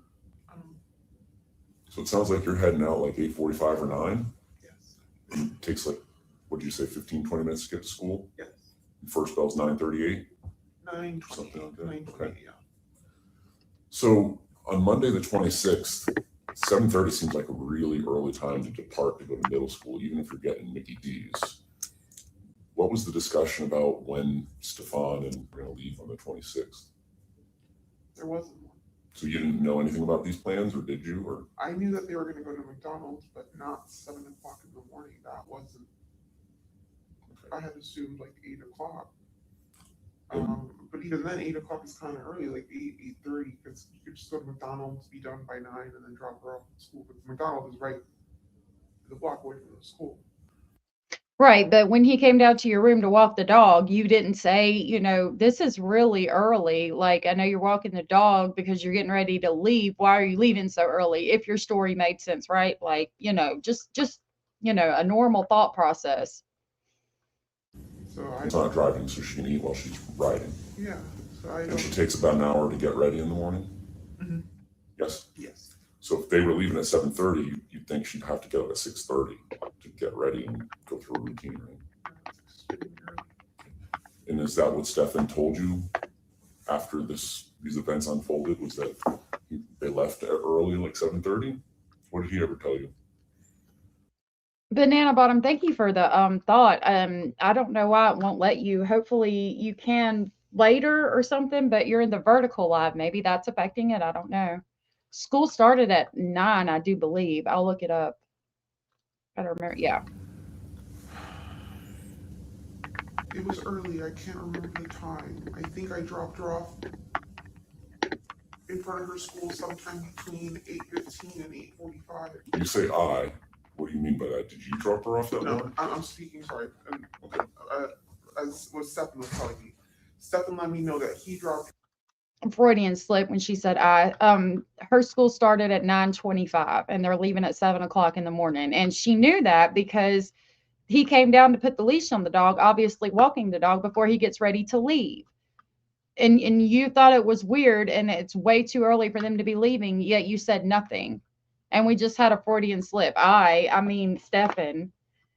Her off sometime between 8:15 and 8:45 on the road by the church close to her school. Mhm. And I remember asking him, why so early? That's too early. School I'm doesn't sorry, start Banana. until 9:30. Why did you drop her off that early? Oh, I don't know. We just left the house and made good time. I wasn't paying attention to the clock. Okay. Did never have like effects from taking the hydroxyzine in the morning? Like still be kind of sluggish? Yes. How often would that occur? Was that like every morning or not every morning? Not every morning. If we happen to give her medication later than normal of routine, that would happen. But And were there ever any instances where she had taken too much of the medicine? Perhaps you and Stephan had given her medicine, not knowing that the other person had? yes, that's happened once How- before. Just once or more? I would say one. Were you taking medicinal marijuana in pill form She said, I'm going to say once. I think that they did it intentionally to sedate her to an extent. at any point for THC? Yes. And what do those pills or tablets or capsules look like? They're purple capsules. Did you ever suspect or confront Stephan about giving those medications? No. So during this incident where had been double dosed with hydroxyzine, do you recall any conversation you had with Stephan and inquiring as to whether or not he had accidentally given her any of your THC? That hadn't occurred to me. I had asked him the day that the one morning Maddie wouldn't wake up and get ready for school, and she was just out of it. I assumed it was medication related, but I didn't realize. I'm like, did this one medication hit her too hard because we gave it to her late? I called poison control. I needed to see what would happen. And again, if you call, okay, first of all, if they're asking you a question like that, it's because they already know the answer. They know that you text him or asked him, did you give her my medical marijuana? Did you overdose her with that? instead of the hydroxyzine. And if it's to the extent that you've got to call poison control, again, a traumatic moment, you would remember thinking, did she ingest my marijuana pills? Like you absolutely would. You would remember thinking that because you're trying to figure out what the fuck she's ingested and call poison control and figure out what the fuck to do. And I mean, again, I think it's because Stephan dosed her with shit to keep her sedated. Banana Bottom, thank you so much for the super chat. That was so very sweet and supportive of you. And I really, really, really appreciate it. Banana Bottom says she's afraid of her being SA'd or trafficked. That's been happening for years, quote unquote, mom. Rest in peace, Maddie. Absolutely. Let me get you an amazing for that. Yes, ma'am. I agree with what you said 100%. And thank you so much for the super chat. I'm going to get you 100 for what you said. Bop, boom, boom, boom, bop, bam. And I'm going to get you an amazing for the super chat. Thank you so much, sweetheart. That was so very sweet and supportive of you. Amazing! Hold on, it didn't play on our end. Amazing! There you go. You got 2 on the vertical. Yeah, I'm not agreeing with that shit. Abraham said, I tend to view this case from a cultural perspective. Jennifer is Latino, so and a lot of my opinions are based on how I know my people. I've met women like her in the past. Have you? That's interesting. Kalisa, they changed the voices. And it makes me think it's because there's something in here. There's some stuff in here that they couldn't release under their regular voices. So they've changed the voices. All in tanks. My mom is sad. I swear I did everything right in pregnancy and bam, all these issues with allergies and such. I'm so sorry. Kelly J, I don't know if I said hey to you, love. I love that amazing too. Hey, Mariel, good to see you. Yeah, we got Foya back finally. With at this point, I think I had gotten Stephan to admit that he gave her a second dose of the sleeping meds as well, because he Hey, thought H. I had given it to her in the first place. Okay. But that was with hydroxyzine. I didn't know anything about THC, the marijuana. I'm just asking you. Oh, okay. I'm asking you if you remember having that conversation. There is a conversation on your phone about you were relaying that said that she suspected that it was different, bigger pills, and you relayed that to Stephan and had a conversation with him. And if you don't remember it because it was a year ago, that's fine. And isn't it interesting that we found out from Plunder that the sevoflurane, he did order it, and that had been long suspected that he gave that to Maddie that night to sedate her to possibly perform some type of procedure. Now, we won't ever know what actually happened that night. His story is that she smoked marijuana and aspirated on her own vomit, which I've never thrown up smoking from smoking marijuana, and I've smoked I used to be a big pothead.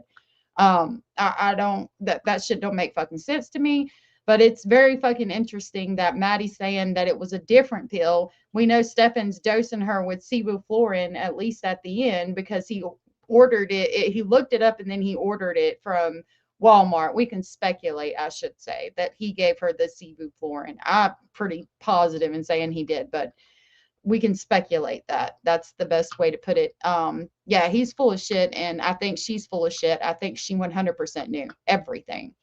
My next question is, you have 2 female roommates? Yes. And one of them has a child, a son that sleeps part-time over there? Yes. And so my understanding is they're kind of, it's like I don't know what to call it, like a bed and breakfast. There's numbers on the doors upstairs? No, I don't know. To make it easier for the roommates, I just labeled each bedroom. So they're in 2 and 3. Right. Exactly. All right.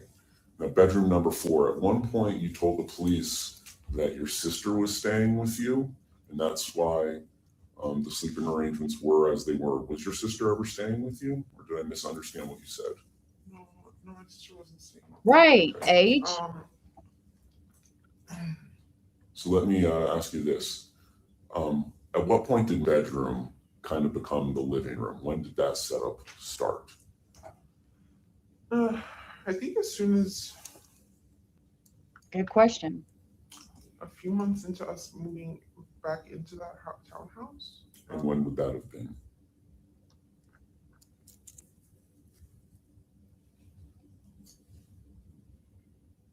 Thank you, Muriel. to say June of. Right. Grant? Like, this should have made sense. Sometime in 2022, but I'm not sure when. Okay. It's my understanding that it's December 2022 that you and Stephan kind of break up, Yes. but he still remains in the townhome. Yes. Why is that? Let me lie. So even though we were broken up, I still considered him one of my best friends.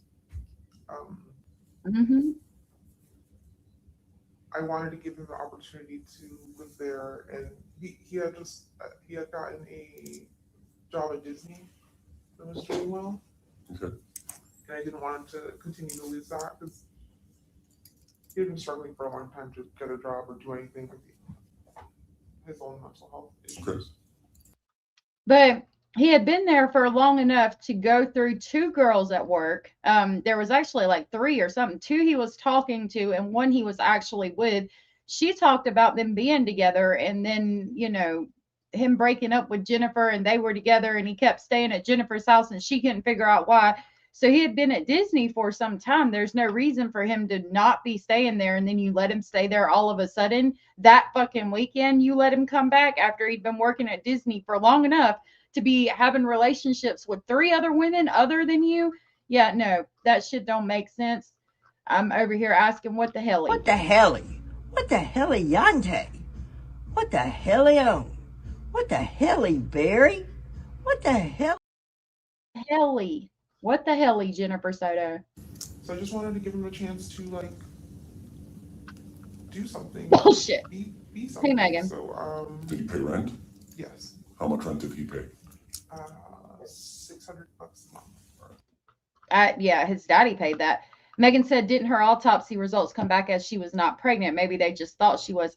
We haven't seen the autopsy report that I know of. If I'm wrong, please point me in that direction because I would love to see it myself. But in Florida, in order for her autopsy to be released because she's underage, somebody from the family would have to release it. And as far as I know, that's never come out. So her father said her father allegedly said that she wasn't with child, but that's all I've ever heard, and that's never been verified. Thank you, Chrissy. Sorry. Beautiful. No footsies. Like always. So in December of 2022, kind of when the breakup happens, prior to that, what were the sleeping arrangements in your home? Was he sleeping in your bedroom as a couple? Yes. So who's in bedroom number 4? If anybody. Thank you. I think that room remained empty for a while. For a little bit, there was another roommate there, but it remained empty for the most part. And were your female roommates already there in 2 and 3? Yes. Why doesn't it have that bedroom 4? I wanted her to have bedroom 4, but my dad really wanted rent. That whole unit that I live in is owned by my father. Okay. So let me ask you this. Do you pay your father anything to live there, or does he just handle the collecting the rent from your rentees, lessees, whatever they are? I pay him rent as well. Okay. What do you pay for the rent? My portion of the rent was $400 a month. All right. And what do the 2 female roommates pay?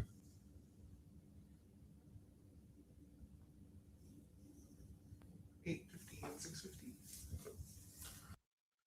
So with all this money coming in, your father really wanted rent to the extent that he wouldn't let Maddie have her own room, yet he adored Maddie?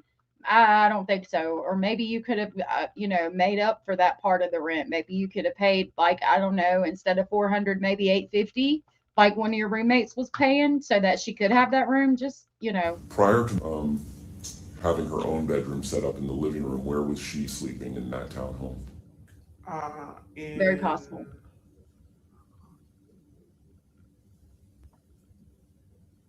In my bed with me. Okay. And this is during a time frame when you were together with Stephan. So is it the 3 of you every night? Well, when we had first moved in, it was just me and her on the bed. Then I think we eventually got her own bedroom. Stephan moves in eventually, and then at that point, it does become the 3 of us on the bed. And she has her own bedroom. No. How often is she sleeping in her own bed alone? Hardly. She doesn't like sleeping alone. And she doesn't like the living room. It's too big, too quiet.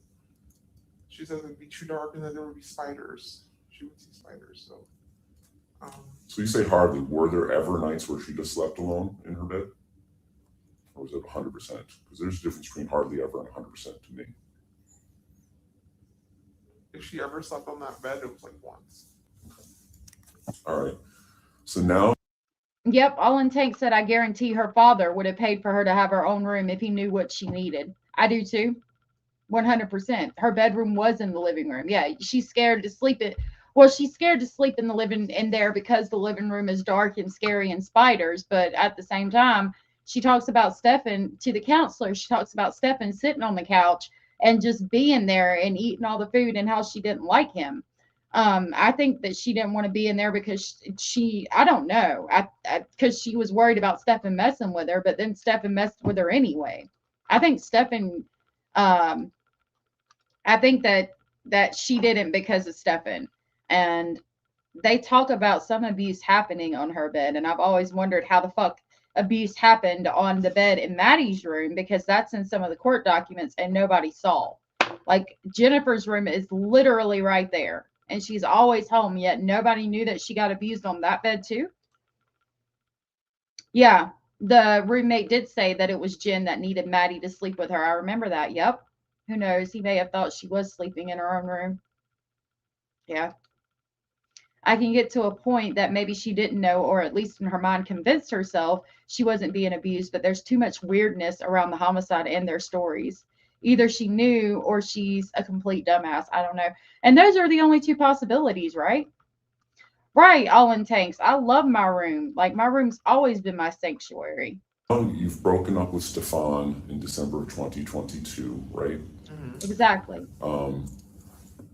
He's still paying rent, and he's there full time in bedroom number 4. Is that where he goes after you break up? No, he stayed in my room for a few months. I'll be We damned. broken up, but we weren't sure how to discuss it because it was the beginning, it was the middle of the school year, and I didn't want to affect her in any way. So we just played it off. Acted like everything was normal and fine for the first 6 months. And then eventually she caught on. And then once she did, we admitted to her that we were broken up. And then, yeah, at that point is when he moved up to bedroom 4. Okay. Yeah, that motherfucker would not have been in my house if we had broken up. Mallory Beavers, thank you so much for being here. Thank you for being a member for 14 months. Thank you for the continued support. You are amazing. Amazing! I really, really appreciate you and the fact that you were a member for 14 months. Mallory says she knew and she's a dumbass, and I could not agree more. This is the Jennifer Soto immunity interview. They have changed the voices. Also, if moms know they share a bed with their kids, they don't usually involve them to stay the night. Yep. They stay occasionally at the man's house or in a hotel. Exactly. Exactly, all in tanks. Content Angel said the minute my sister and I were wearing a bra, my mom was on high alert. No men around. We had to wear a robe around the house, and that's how it should be. You protect your kids innocent. I agree. They wanted to keep her a codependent child. I agree with that too. Then she texts Stephan about her not allowed to sleep with her, but then sends her to a man's bed instead. Yes, she did. She said she couldn't risk it. And once he moved up to bedroom 4, were there instances where we'd sleep alone upstairs with him?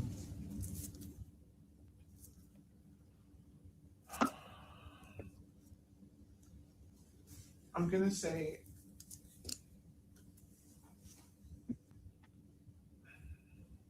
I want you to think carefully before you answer, because obviously we've gone through your phone and we've seen all the conversations that you've had with Stephan. So it's clear that that's occurring. So I'm giving you the chance to answer the question. yeah, I'm just trying to figure out how many times it's happened. Okay. Why are you allowing that to occur?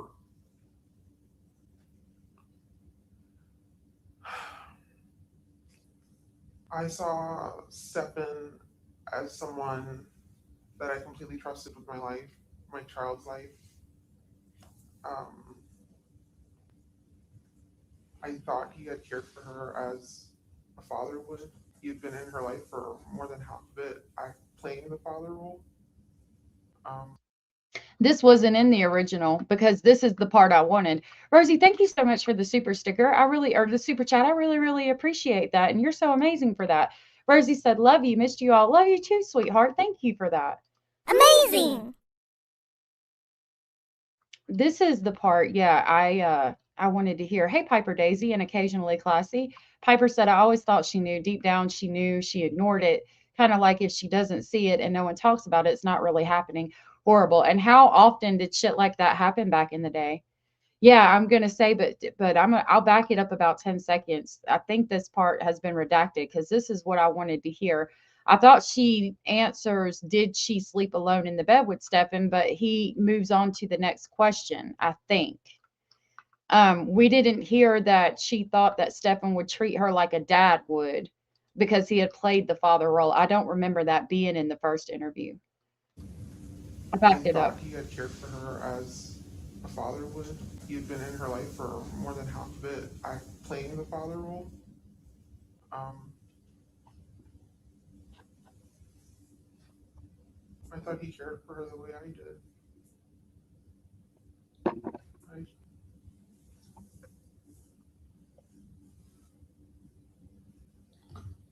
Now, does there come a point in time in 2023 where you've kind of had enough of roommate ex-boyfriend Stephan and asked him to hit the road? Yes. Is that fair to say it was like October? Hey, Blue Jay. Maybe, yeah, like the end of October, because then I gave him all of November and told him he had to be out by December 1st, kind of thing. But yeah, that sounds about right. And then did you kind of ask him to leave a month earlier and it was a source of arguments? Yes. Okay. So now at this point in time when he's being asked to leave, have you had any conversation with mommy isn't together with Stephan anymore and this is kind of the ways of the world? Do you have that conversation with her? She had, by June, she figured it out already, so she knew we weren't together or anything like that. By December, yeah, she had already known he was leaving, and okay. But that was okay. Why is he coming back to visit after he's out?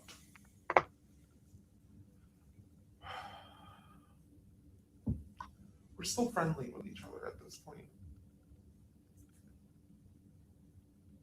Christmas is coming up, and we wanted to spend Christmas together. So he comes up for a few days during Christmas,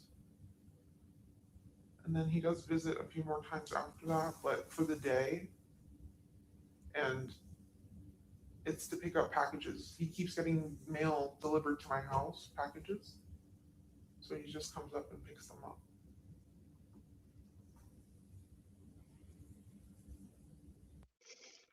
I could be wrong, but I don't remember her admitting that he had packages coming to the house because I wondered if she knew that he was having packages delivered there and he was using that as an excuse to probably see and hurt Maddie. But I could be wrong.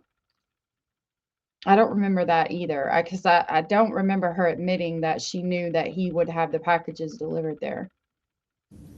And when he comes to visit after he's been kind of kicked out, is he paying rent or how is this working, or is he just coming to visit? He's just coming to visit. Is your father making any arrangements to rent bedroom number 4? Because this is his income that he's losing. Yeah, we had it. We had like an ad posted to see if we can get any renters. So we were trying to rent it out, but then we had to stop. What happens if you ended up renting room number 4? Is Stephan gonna still come up and visit you and sleep in your bed? I don't know. I hadn't even thought of it at that point. At one point, you told investigators that Stephan was quote unquote stuck down there until they could afford for him to come back. Were there plans for him to come back? We had discussed him coming back and living with me. We weren't sure if temporarily or like for me to help him out with the place for a little bit before he can find his own place and move out. Or we were also considering talking about living together as like a companionship It was my best friend who's helping me out with my child. Because you, I don't remember her using the word companionship either. He was my best friend who was helping me out with my child. You do remember them saying that about the packages? He was my best friend that was helping me out with my child. I'm going to go through and listen to the original and see what's different. But I do know that her referencing him as a father figure in her life, he was her father figure, was not in the original, because we didn't get that information until the new information came out with Stephan being referred to as a father figure. And this interview had not been re-released at that time that I know of. Didn't she still have conversations with him after his arrest at first, after they found all the pics on his phone? She tried to get him a lawyer immediately while her daughter was still missing, tried to get him a lawyer for the CSAM images. But that's all I know about that. I don't think they would have allowed him to call her from prison because they're both in a case together. They would have made it to where they couldn't talk, I do believe. you told investigators that a lot of the reason your relationship fizzled off with Stephan was that your antidepressants and the experience that you'd gone through had killed your sex drive. You had moved on to other people, had you not? Yes. You do. So Okay. despite having moved on with other people, you were still having Stephan come up and visit, and there were plans to cohabitate with him again, potentially. Possibly, yes. Okay, Max, have a good day, love. You had the opportunity to go visit her biological father in the fall. Is that yes? Yes. All right. Do you remember texting the biological father, "Hope nobody touches or tries shit or films her under the bathroom"? You remember sending that text? Yeah, and then that's important because that's exactly what Stephan was doing to the roommate, filming her under the fucking bathroom door. Tom said, "Grown man needing help from a single mother. Giant red flag." Yep. Boom, boom, boom, bop, bam. Yeah. Mr. Speculating, yeah, would never. He's always been the one to support us. Always. We work together as a team, as it should be. But yeah, no, it like Mr. Speculate, his pride would not let him, like me, go to work and him not work. He couldn't do it because he's the man of the house. He takes on that role, and he appreciates having that role. Did we watch Grish? He had the theory about Stephan getting substances off the dark web and giving some to Jen, shows she ignores what happens to Maddie. Yep, and I'm starting to think that theory might be true. You know, I've always kind of thought that it could be, but I feel more and more as time has progressed that it's probably true. Coincidentally, that's exactly what was happening in her own home. She knew. No. Were you aware of any filming going on anywhere in your townhome? No. Are you aware today whether there was any filming going on in your townhome? I've heard from my roommates. Yeah. Were you ever aware Love you, that Max. Stephan was touching prior to learning at the Orange County Sheriff's Office back in February? Because that seems like a Okay, that was important. I don't remember hearing that. He said, were you aware that Stephan was touching Maddie prior to finding out at the Orange County Sheriff's Office? She said no. I'm going to back it up again so you can hear it. Were you ever aware that Stephan was touching prior to learning at the Orange County Sheriff's Office back in February? Because that seems like a very oddly specific thing to text the father. So you didn't know anything about what was going on filming underneath bathroom doors? No idea. I don't know why we would have texted them. That wasn't in the first one. June 16th of last year, about 9:30 p.m. Oh, actually, I can't actually think back to that. Okay. What, I think around the time that I was going to fly out to Houston, there had been an airline person that had gone into the bathroom and placed their camera on the toilet to film. And I remember thinking, I'm afraid to go on a plane because what if an attendant does that to her? I said, hold on, let me fix something in the bathroom. And in reality, they're setting up a camera because this did happen to a girl. Yeah, that's bullshit. Mm-mm. bullshit. A bullshit. A bullshit. A bullshit. Full of bullshit. So I want to say may have been concerns over that. Okay. Now, June 16th of last year at 9:30 p.m. and 27 seconds, you texted Stephan this: "No longer sleeping with me. I can't risk it." What does that mean?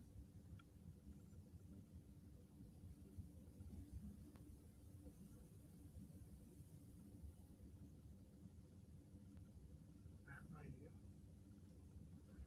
How often was sleeping with you? Often, all the time. Well, you keep on saying often versus all the time. Was it 100% of the time or not 100% of the time? If she wasn't with my mom and she was with me, then yeah, she was sleeping with me. And if she's at mom, she's 100% of the time sleeping with mom? Your mom? With my mom, or she does have her own room, I guess. Like there's another spare room she could use, but for the most part, she prefers to sleep with my mom. Yep. Now, my understanding is that you had some sort of period tracker that you kept track of period with? I had a calendar app that I would write what days she would get her period, yeah.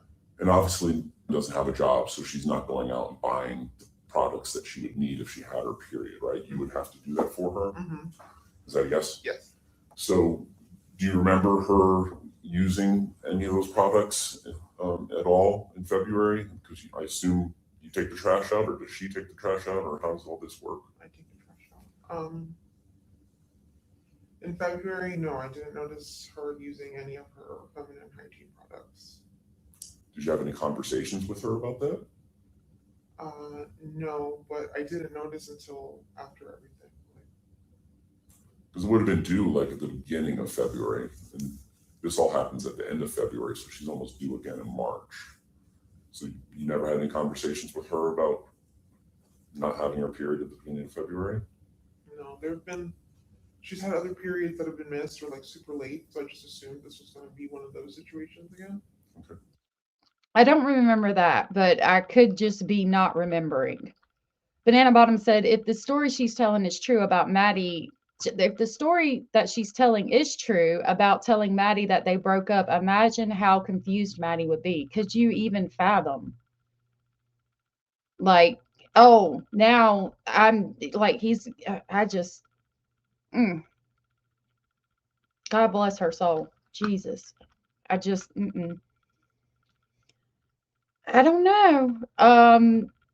I've never heard this. Yeah, she had a calendar app. I've heard that. No. Like on her phone that kept track of Maddie's periods. But again, why would you I don't keep track of mine, but I know that they're not having relations either. My girls that are teenagers, but I know they're not doing anything. So there's no reason for me to track it.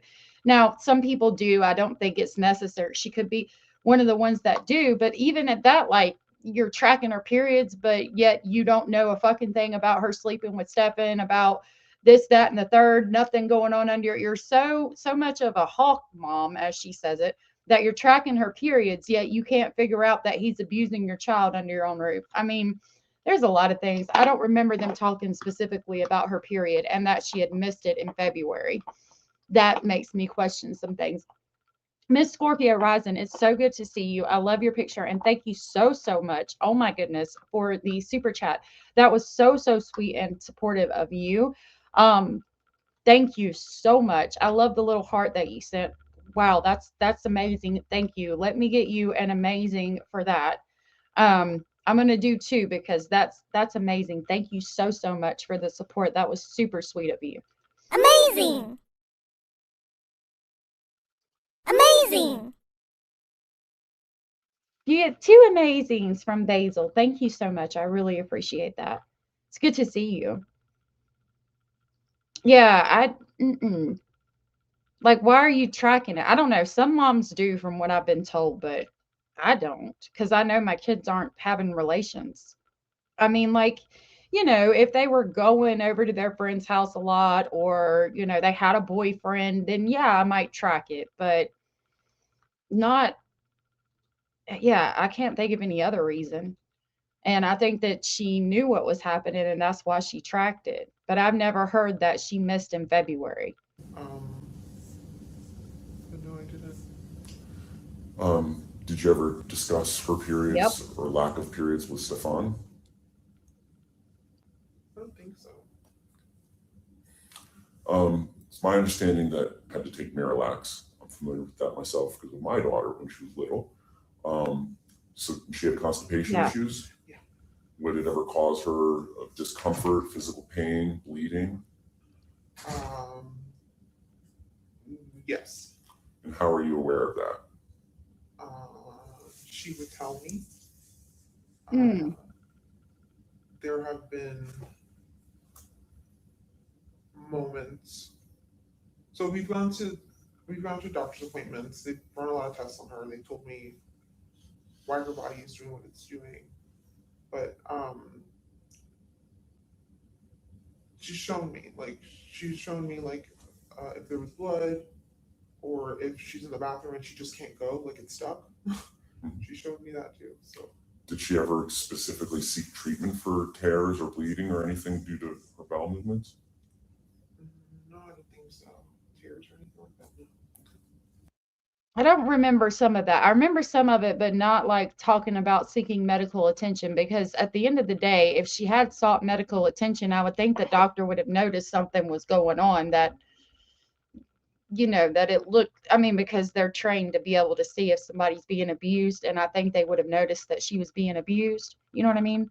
Nevia said, my mother helped me track the girl stuff for a couple months to learn how, but then she let me. She was concerned about being a regular like her. And Cora was saying, tracking because of possibly PCOS or endometriosis. And that's entirely possible. She could have been worried about that, especially if she was.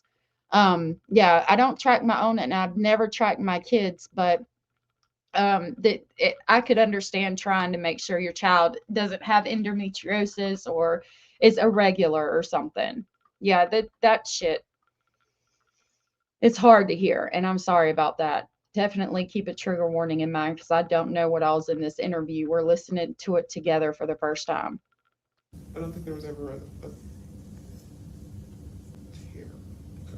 On February 26th, the whole purpose of Stephan coming and taking Madeline to school was so that you could get some sleep. You had missed your medication Saturday night, so on and so forth, right? Yes. Is there any particular reason Stephan couldn't have driven your car to take school and therefore not embarrass her and he could just drop her off normally?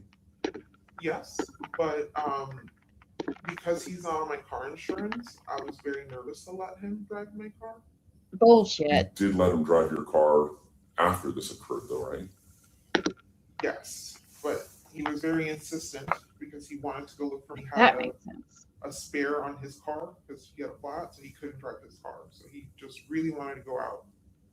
So I just let him, but I wasn't comfortable with it. During your I didn't think about that. Kalisa said the doctor thought it was constipation because that causes a little bit of bleeding and tearing, which happens more often when taking stimulants for ADHD, like Adderall. I had not thought about that, and thank you for that information. You are correct. That could be entirely possible. Banana is in vertical. Banana, just in case you're behind, thank you so much for the super chat earlier. And you are in vertical. So are you, Parabola. Just so you know, but you guys are fine over there. Yeah, what a day. It's good to see you, Kim. previous interviews, and you did it once today, you kind of interchanged I, we, or Stephan dropping him off at school. Did you see him at all on February 26th, 2024, that Monday? Do you know anything about how she died? Did Stephan tell you anything about how she died? Did Stephan tell you about his plans to go back down to Northport in your car that Wednesday morning?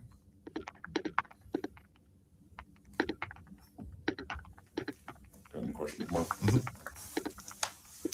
I'm getting close. I'm going to jump through because I was making notes as we were going on. So, how frequently did Stephan come up here after he moved back to Northport? I'm going to say. How many times total do you think he came back here? 2 to 3 times. Do you remember if those were around specific dates? One was like the week of Christmas.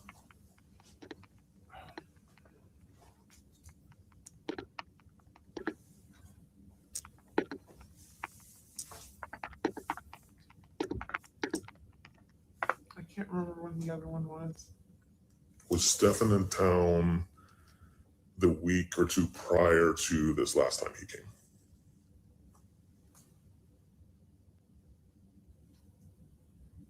I don't remember. It's possible, but I don't remember. Everything is becoming a blur. That's Do you remember convenient. sending him a text message asking if he can babysit That's while me. you go have lunch with your friend? Sorry. This was a few weeks before. I apologize. He just asked about when she said, I'm having lunch with my friend. Can you come and watch Maddie? That's what he's referencing, and she's about to answer. That was me typing, Blue Jay. I was typing in chat. I do apologize. That was me. I think the only time the investigators are typing is at the school when they're doing that interview.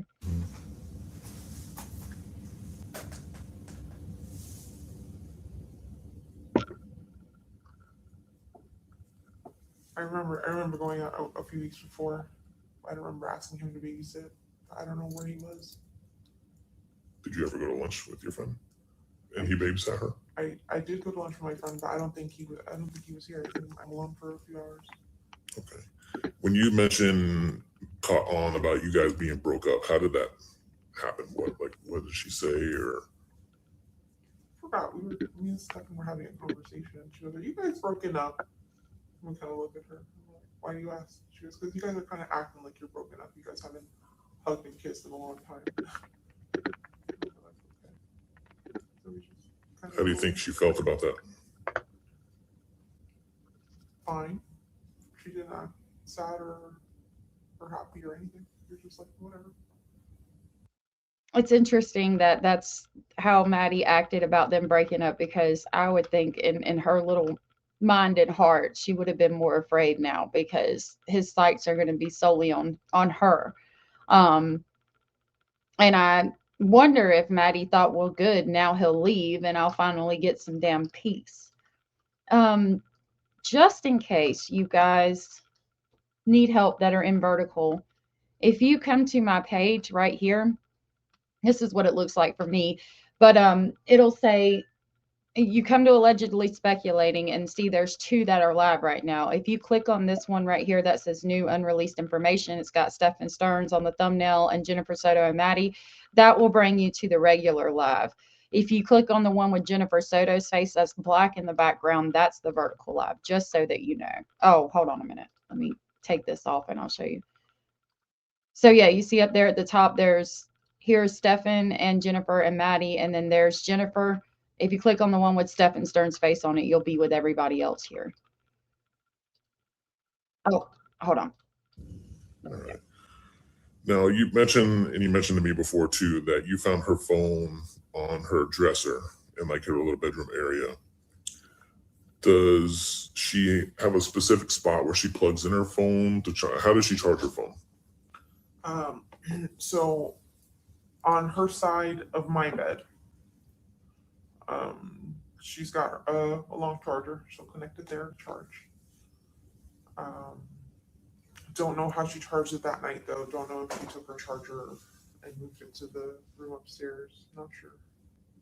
How do you charge your phone? I charge my phone with my charger next to me on my side of the bed. Okay, is it one that you plug in or It's the magnetic one? Yep, banana. Okay. Now, when you go to bed at night, is there any kind of routine that you do with your phone? If you're texting, look on TikTok or whatever, and you go to bed, you just set your phone down and go to sleep, or what's that routine like? I'll TikTok until I start dozing off, and then I'll put my phone on the charger, make sure my alarm's on, and then just lay down, close my eyes, and hope not to think of too much, just fall asleep.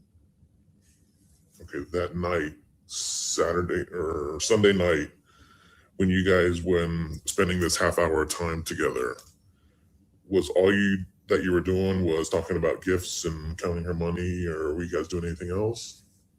It's Angry Bunny. Just asking her for more details about the party and tell me like what I missed. She seemed like she had a really good time. When you got home, I think that the phone charger is important because it puts Maddie in the room with Stephan. They asked if she would put the phone beside the bed on her side of the bed, if Maddie would plug her phone up to that charger. And I'm assuming that Maddie's charger was in Stefan's room because she would have put her phone on the charger that night. Now we do know the phone went from upstairs to downstairs that morning, so I don't know. It is interesting to act because this is the this is her defense attorney at this point asking questions. And so they're trying to relate, or it could be the other prosecutor. I think there might be two prosecutors. Anyway, these questions are very specific to the crime, or specific questions they need answered. And so it's important to hear these specific questions, I think. From work that day, where was everybody? I think everyone was in my room. Hanging out in my room. Okay, everybody meaning. Okay. Sorry.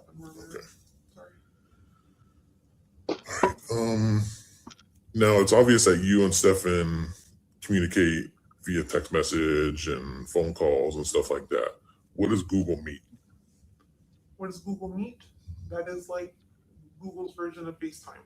So just face chatting. Okay. Video chatting. Okay.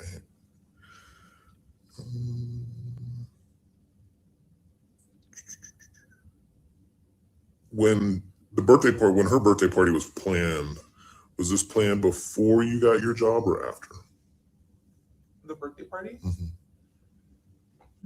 I think it was planned before, because once I saw my schedule and I saw that it was during a training day, and I wasn't going to call out. I considered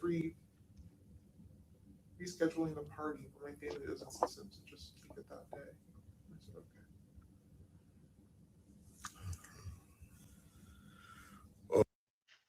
okay. The birthday party she wasn't able to make, and Stephan didn't go to either. It's probably the only time Maddie actually felt fucking safe. All right, so Stephan moves out of his room, and I think you mentioned that your dad had plans on renting that room again to somebody else. Is that right? How was that room set up? How was Stephan's room set up after he moved out? Pretty much the same. Pretty much the same. The bed was in the same location. The TV, the dresser, the desk, and the mini fridge. Everything stayed in the same location. Okay, was the bed, and did it have comforter, blankets, and all that stuff on it, or?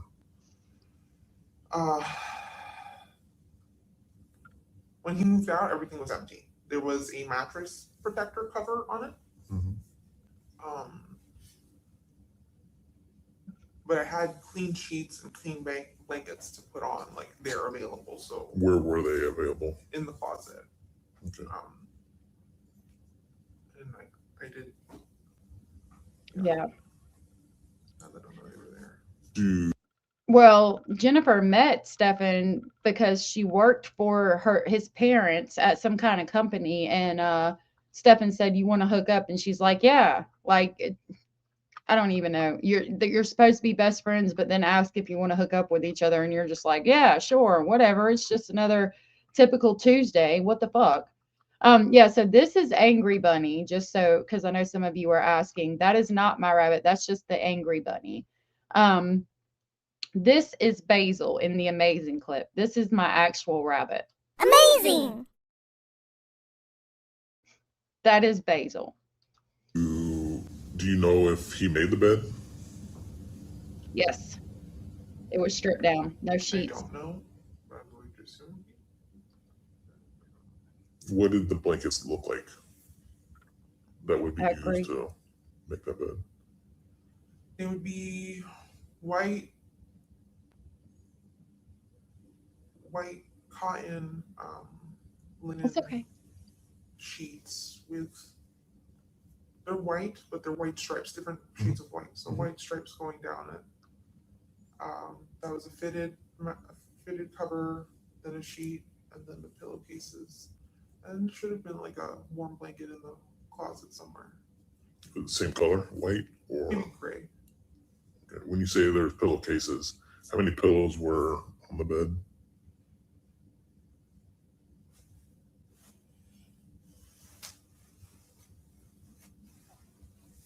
I'm not sure. I know that we had taken things out of that room before. I don't know if we used those pillows. I'm not sure what pillows were there. Okay. Did you ever go into the room after you discovered that she was missing? Did you go upstairs to that bedroom? No. See, that's a lie because she told the police that she thought that he strangled her because there was no mess upstairs. Again, how the fuck did you know there was no mess upstairs unless you went up there?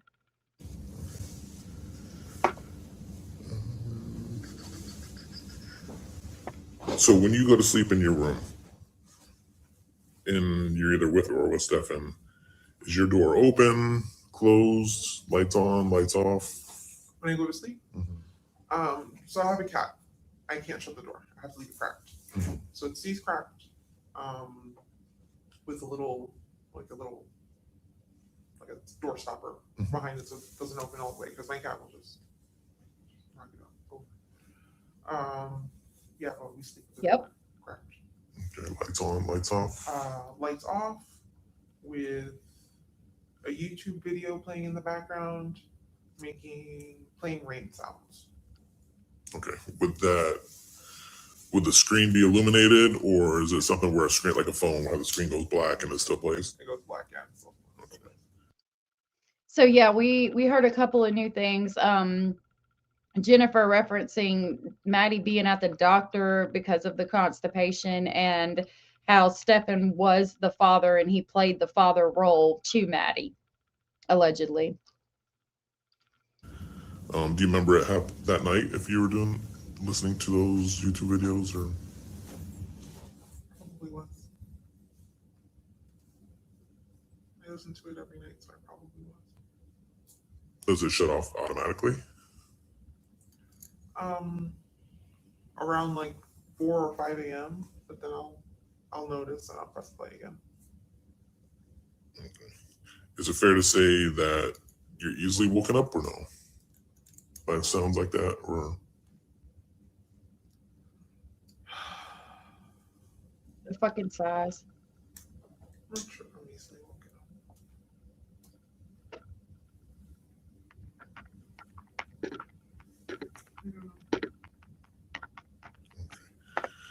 Now, the purpose of you telling or having sleep with Stephan upstairs is because you told me before that you needed a good night's sleep.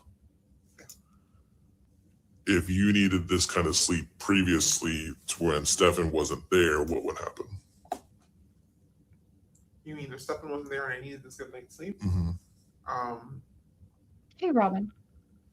It depends. If I had missed my meds the way I missed them that night, and I wasn't feeling, or I was feeling just how I was feeling, I'm not sure if I would have had her have her sleep with me on the other side of the bed, or if I would have sent her upstairs to the guest room. But she sleeps like a monkey. She rolls. She'll start on one end of the bed and end up on top of me by the end of the night. And she's a gymnast, I guess. But have you ever sent her upstairs to sleep? No, not for any of these reasons. Not for any of these reasons. So why did you send her upstairs to sleep? If Stephan was there, it wasn't for the reasons that you needed a good night's sleep. So why the fuck did you send her up there then, Jen? That's really important. And another thing I'm noticing is they're having to tell her, you're saying shit like Maddie never often slept with me and always slept with me. Is it often or always? They're having to correct her. That was important. I'm going to back it up. Kalisa said her roommate said the night she was missing, when the rest of the family was out looking for Maddie, Jen, Stephan, and the roommates were smoking weed in the bedroom. I've never heard that, but that's interesting if it's true. Let me back that up because she said not for these reasons. But have you ever sent her upstairs to sleep? No, not for any of these reasons. Have you ever sent her upstairs to sleep by herself? Alone. So you're admitting that you would send her upstairs to sleep with Stephan, grown-ass man, but you never sent her up there to sleep alone. So it didn't have to do with you needing to get a good night's sleep. See, this bitch, She should be under the jail. We're gonna need to wrap this up. Okay, one more question. Does anybody use your phone other than you? No, except for the day that we were sitting in front of my house, and that was the only time I've ever let anyone use my phone, and that was Stephan. Stephan had my phone. Imagine What about, do you wear that. an Apple Watch? Yes. Does it track any of your movements or anything like that that you know of?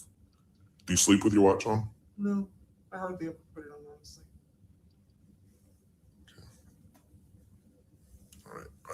Anything else? Do you have anything real quick, Daniel? Do you have anything that you think we should know, Matthews? Yep. Or shall I? Okay. Good down there? Yeah, I'm good. All right, it's 10:06 a.m. We will conclude this evening. Thank you.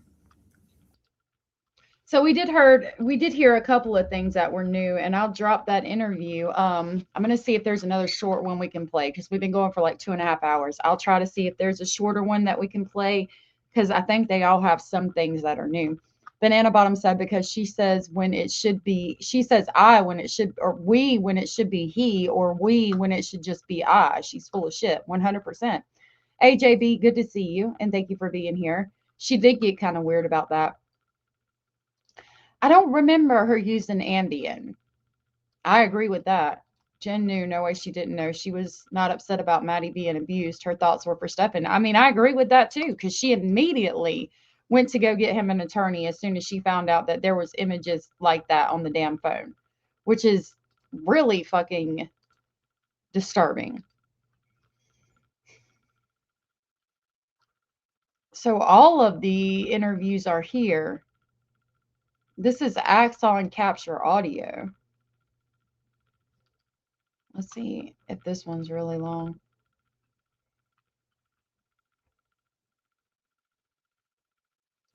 All right.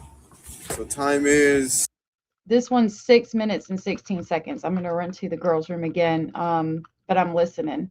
Her first interview on TV was odd. She gave me the creeps. She gave me the creeps too. Have no faith or trust in that DA. He seemed too lazy to meet. They're not going to charge her. They've already got their man. The state of Florida is not going to put taxpayer dollars into charging her. They're just not. And it's very unfortunate for Maddie. I feel like Maddie didn't get the justice that she deserved. All right, I'm going to play this. Maybe.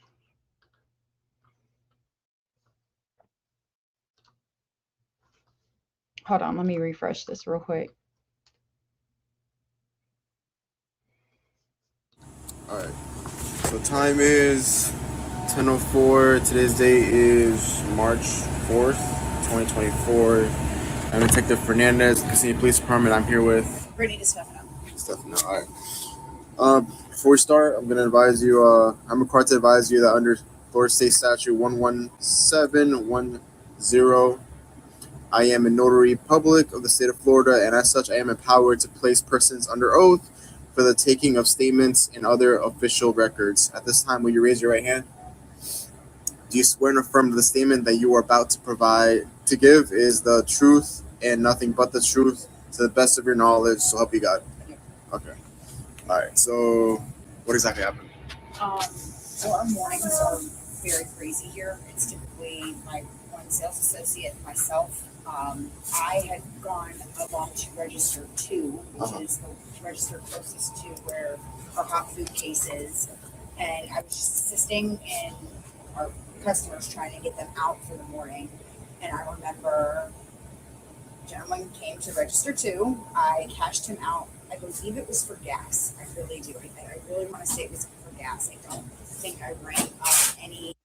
Just in case you haven't figured, or you don't know, this is going to be the woman that saw him that day when he came to get gas. This is the gas station attendant. Brittany Sunco is how it's labeled in all of the files. It's because she works at the Sunco gas station. Physical items. But I remember he didn't speak. He was very quiet when I said good morning. When I asked him if he had any rewards, he did not answer, to which I ended up putting rewards in. And it was very quick. It was a quick transaction. I remember, like I said, he was just very quiet. He was just very closed off.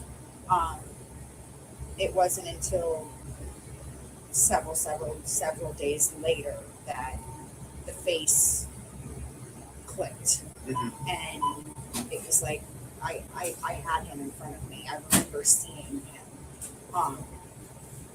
And it was just, I don't know, it's just like this gut with my memory. I remember him being in front of me. I remember like flashing him out. Like it just, I don't know, it's very, Probably. it feels kind of gross, honestly. Well, you said it was 26th. It was Monday.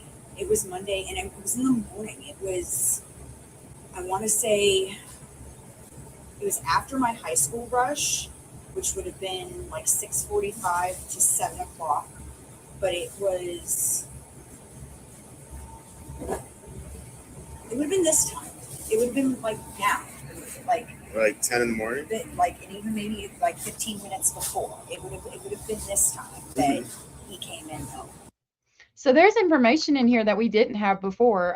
That tells me that she was definitely in the vehicle, in the trunk when he went there. We didn't have the time frame that he was there. I don't remember that from the original interviews where they talked about the time frame he was at the gas station and all of that. So she would have been in the trunk when he went in there and paid for gas at 9:45, 10 o'clock.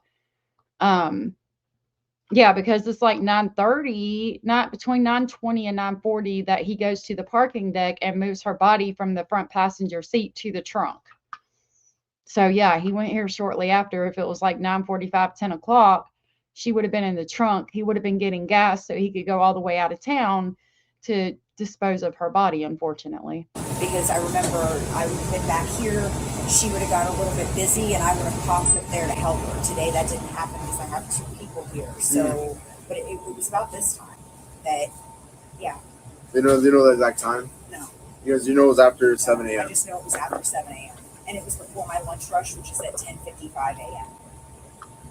Yep. It's at 10:55? Yeah. Well, it could have gone into lunch rush. So yeah, I would have put it, we'll say he definitely was not in here after the lunch rush. So 11:20 is the end of my high school lunch rush. So between 7 and 11:20. Yep. So he was by himself, or was anybody else there? By himself. It's just him, and he had a white shirt on. Because I remember thinking the white shirt blended with his white and black beard. Like it was very. Was it a t-shirt or like a long sleeve? No, it was a t-shirt. So she sees him at 9:45, between 9:45 and 10 o'clock, and he's got a white t-shirt on, yet Jennifer Soto saw him that morning when I think it was when he took the dogs out and he had the red shirt on. So when he takes the dog out, he's still got the red shirt on, but after he puts Maddie in the car and then changes her to the trunk, he's wearing a white shirt. So when did he put the white shirt on, or was the white shirt under the red shirt? Like a cotton or like a Hanes type. And then no graphics on it, just plain. You know where what pump he pumped gas at? I don't. And what kind of car he was driving? Was there dirt on him or anything like that?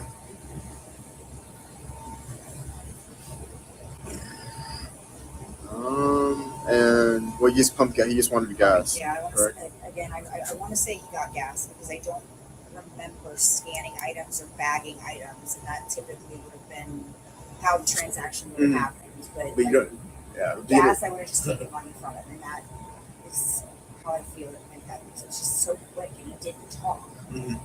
But you don't recall him outside. You just remember when he paid for the stuff. It was because nothing flagged for me at that point. So I took care of him, left, and went back to doing.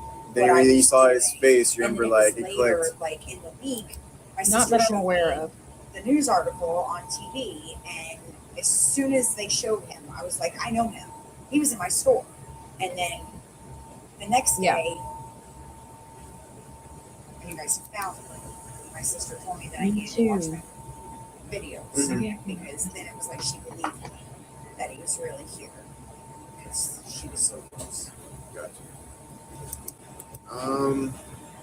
That's it. Anything else you remember from that day? Any marks on him? Nothing. No, there's remember him, he was so quiet. He said nothing. If they pay cash, you never paid cash or credit? Cash? Yeah. I want to say he got $20 worth of gas. He gave me a $20 bill because I didn't give him change back. It was just a boom, boom, have a good day, and he was gone. Gotcha. That was that day, but you didn't see after that Monday. You didn't see him for the rest of the week.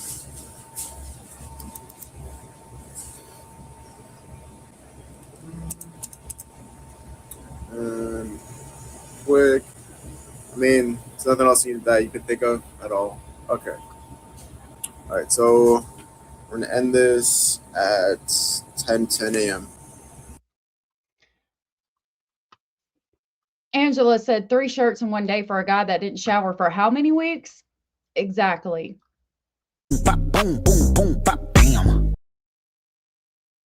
I mean, signs that something is wrong. AJ, I'll try to see if the news will let me have them, or if I'll ask for that specifically. I would love to see that too. I would love to see that too. Oh yeah, we have the Maddie emoji and the Maddie hoodie. We have the Maddie emoji that we made to remember Maddie. We have the sticker in the merch shop and a Maddie hoodie. The profits from the stickers for Maddie and the hoodies, I donate them when I pull money out of there. I haven't pulled money out of that fund in a long time because it's at $8 right now. So we do have another. Oh, look, Angry Bunny is covering my face. Hold on. We do have another interview, but I'm not going to be able to go over it with you guys today because I've got to leave in just a minute to go get Mr. Speculating, but I'll show you. I think all of these interviews here have new information. We heard this one. So out of what we haven't heard, there's still 1, 2, 3, 4, 5, 6, 7, 8, 9 interviews that we haven't heard that probably have more, that I'm assuming are here because they have more information in them than we had originally. And then if we go back out of here, we've got all of this. Timeline redacted. I don't know. It's not opening or it's loading.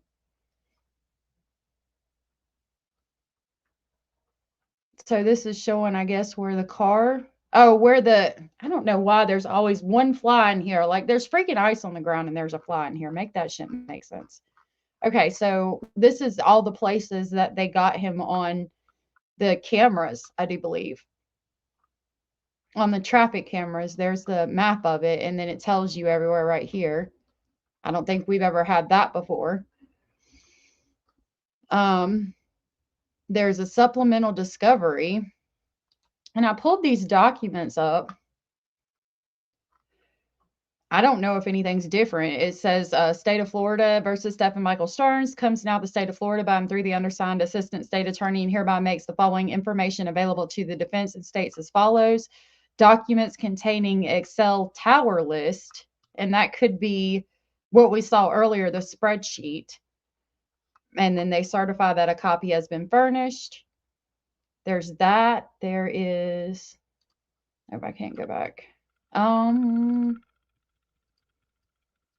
Yeah, we go here and then here. This is the State of Florida versus Stephan Michael Sterns. Comes now the State of Florida by and through the undersigned Assistant State Attorney and hereby makes the following information available to the defense and states as follows. Excel tower list previously disclosed and reset again pursuant to the defense's request. This is an Excel document, no Bates stamped, that has been sent electronically to PD Stack, and they certified a copy had been sent. And then this says supplemental discovery, and that's the Excel tower list. So that's exactly what that is.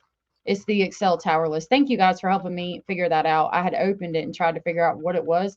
So this is the Excel tower list from the supplemental discovery.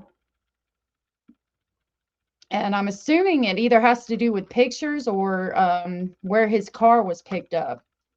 I don't know. So there's 3 in that one. We got the 911 calls. I don't know, like, we know that 3 were made. I don't think that there's any new information. Let me see what time it is. I got 10 minutes. We'll listen to at least one of the 911 calls real quick and see if we hear anything different.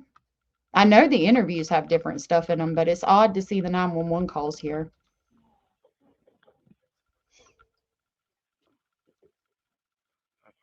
Do you need police, fire, or medical? No, it's not a medical issue. We have a missing child since this morning. We already called 3 times, and the police didn't show up yet. Okay, so 32. Thank you, Yes, sir. ma'am, I see it right here for you. Yes, ma'am, I see it. This is waiting for a deputy to respond. They haven't come here yet. I'm aware, ma'am. I see it. It's waiting for a deputy to respond. You're waiting for a deputy to respond? Yes, ma'am. And how long more do we need to wait? It's a child missing. I understand that, ma'am, but I'm just not able to give out ETA. I don't know when they'll be there. So how long do we need to wait? This Ma'am, is an emergency. Ma'am, we have the information, but they're trying to get there someone as soon as possible. So this is not important for you guys? Really? Ma'am, we are very busy in the area. Look, I understand they'll be there as soon as they can, okay?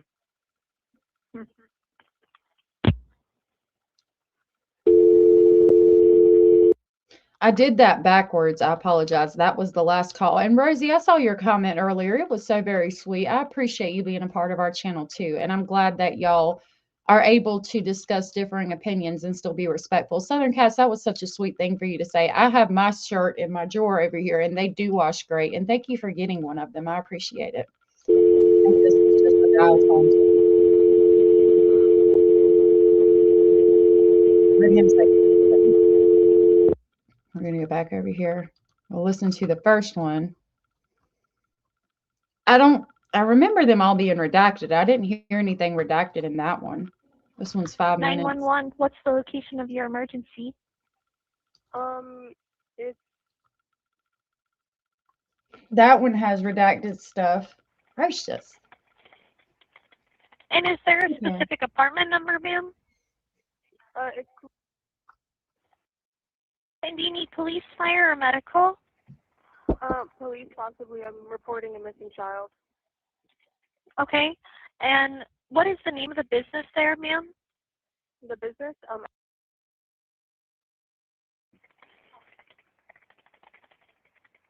Okay. And the Oh, child that you're Lord. trying to report missing, are you calling on behalf of the parent? Yes, on behalf of the mother. She's right. Okay. Okay. And then and ma'am, how old is the child? And could I go ahead and get her name? Yes, it's So they have stuff redacted here. I've never understood why Jennifer Soto couldn't call herself. That's never made sense to me. Rosie, I don't know. I haven't watched GOC in a very, very long time. I don't know. I don't know, and I don't want to know about any type of medication. I didn't mean to leave that comment highlighted for that long. I don't know. But if you feel that way, maybe try to email her. I don't know.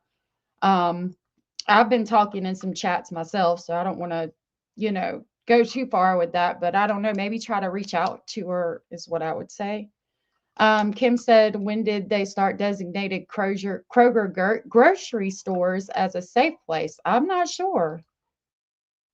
I've never heard that.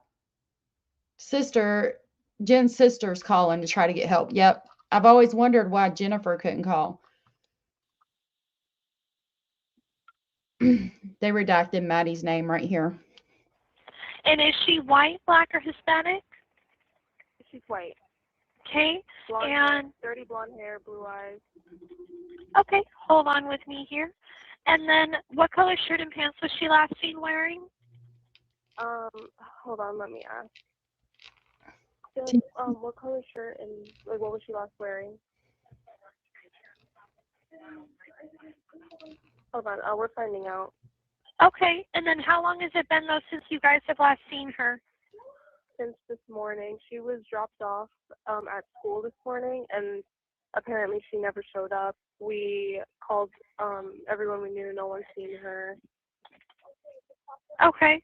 And then, so, ma'am, I just want to confirm, though, was she last seen from this address, the I think they're at where you Jen's guys last saw mom's her? office. No. She was last seen at the church, next church. I'm not sure of the exact address. Right. Oh my God. She's got cute puppies. She was wearing a dark green hoodie, I believe.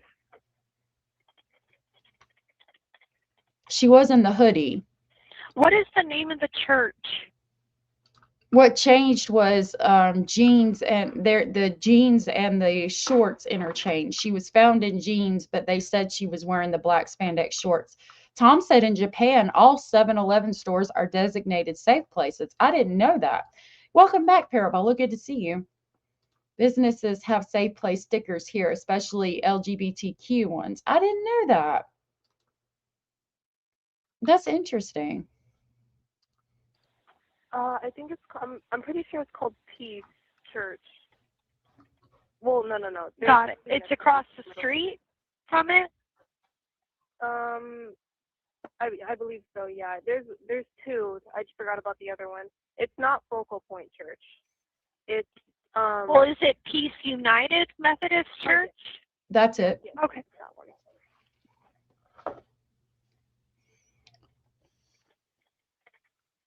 We looked it up. I still think it's Jen Soto. Okay, is she diagnosed with any medical mental conditions at all? I know she takes medication for ADHD, and I'm pretty sure that's it. Okay. I didn't know that. All QTs Sorry, are bear as with well. me here. And is she known to carry anything on her person, like a pocket knife, pepper spray, anything at all like that? No, Okay. no, nothing like that. Does she have a cell phone that she might keep on her person? She doesn't. She had one when she left at home conveniently today. Okay. Right there. It's over there. Okay.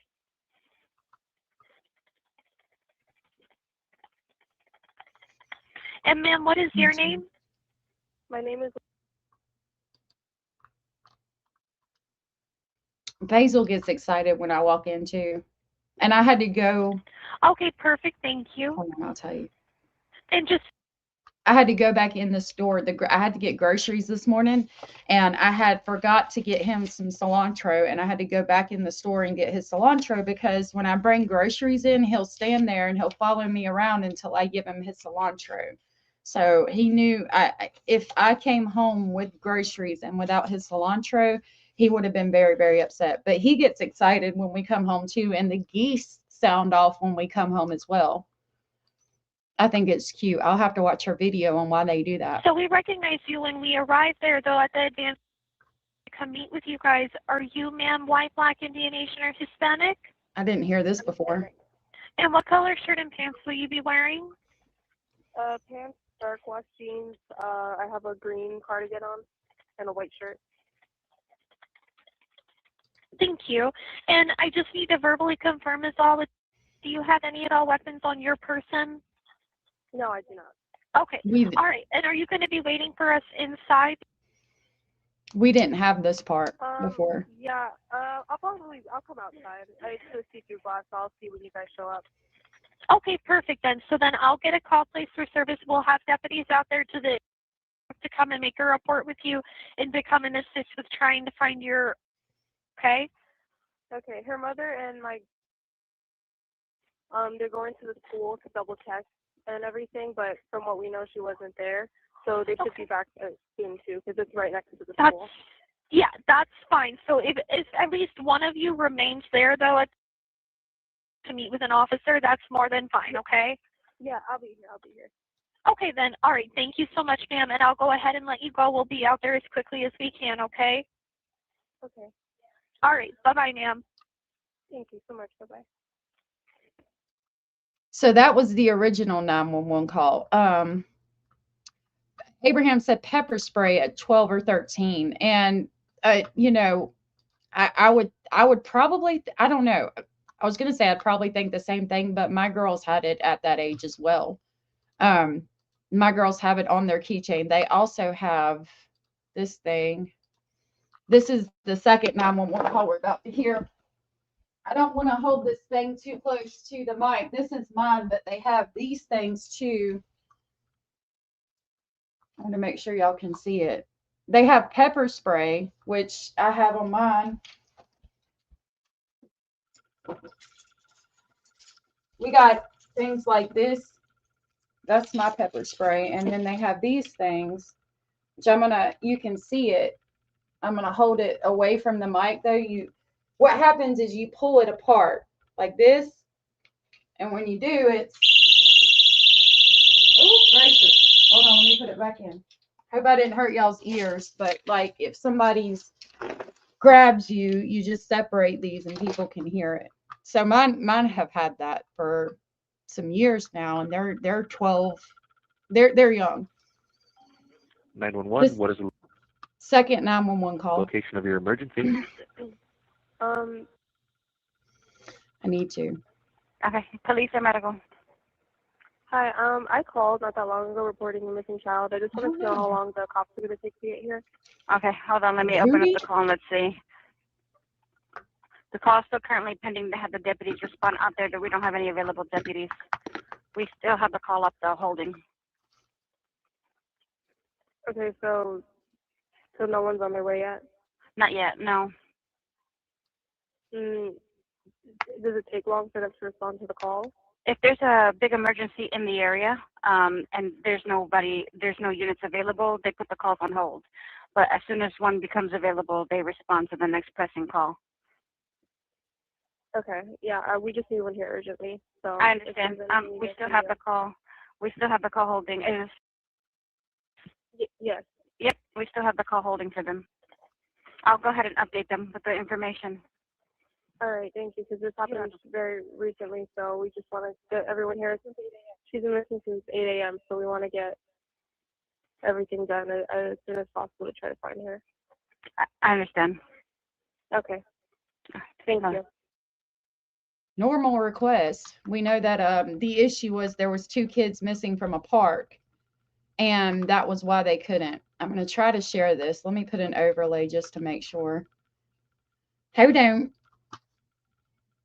I'll try to show you on my Amazon what it's called. Okay, let me take the overlay off. I wanted to make sure it didn't show my address. Yeah, okay. So that's what it's called, a hootie. And they've got different ones. Mine says hootie on it. It's HOOTIE. My mother got these, and we've got several for the girls. I might have said I got them, but I mean, you know, my mom got them, and I gave them to the girls and stuff. But yeah, they're pretty interesting. That light shines too. There's a light that flashes too. They're good to have. Just for protection, you know. We carried real pepper in a handkerchief. That's interesting. That's really interesting. I've never heard of that. My daughter has PS now. I have Josephine. Yeah, I has hammers. All of the things to protect everybody. All right, y'all, I'm going to have to head out because we've been going for 3 hours right now. We will continue going through these. I will get this stuff out just as soon as I can. I'll drop the new information, the new everything that we've talked about today, and we'll continue to go through it. As yeah, we'll be back doing this again tomorrow. Kim said, if all these places are safe spaces, shouldn't be any baby deaths. It just doesn't make sense. I agree. I keep a can of Hornet spray by my front door. It sprays out foam up to 20 feet, and it's pretty accurate too. Plus, it's only $5 or so. That's a good idea. All right, y'all. Yeah, have a great night, everybody. Thank you so much for hanging out with me today. Thank you, Edith, for the gifted membership. Thank you, Banana Bottom, for the super chat. Thank you, Mallory Beavers, for sharing your milestone. Thank you, Rosie, for the super chat. And thank you, Miss Scorpio Rising, for the super chat. I hope to see you guys back here tomorrow as we continue to go through this. I'm going to go ahead and give y'all the 10 memberships that I have for the month while we have these people here, so that you guys can have access to those videos and things. So congratulations to those who were gifted just now. And I'll see y'all back tomorrow. All right, y'all, stay safe out there. Thank you again for hanging out with me as we go through this stuff. And I look forward to seeing y'all tomorrow. Stay safe out there. And if you still got snow and ice in your area, please be very careful because I want to see y'all back here tomorrow. So make sure you stay safe. Thank you so much for hanging out with me today. And I'll see y'all tomorrow. Bye. Hold on, it didn't play in both.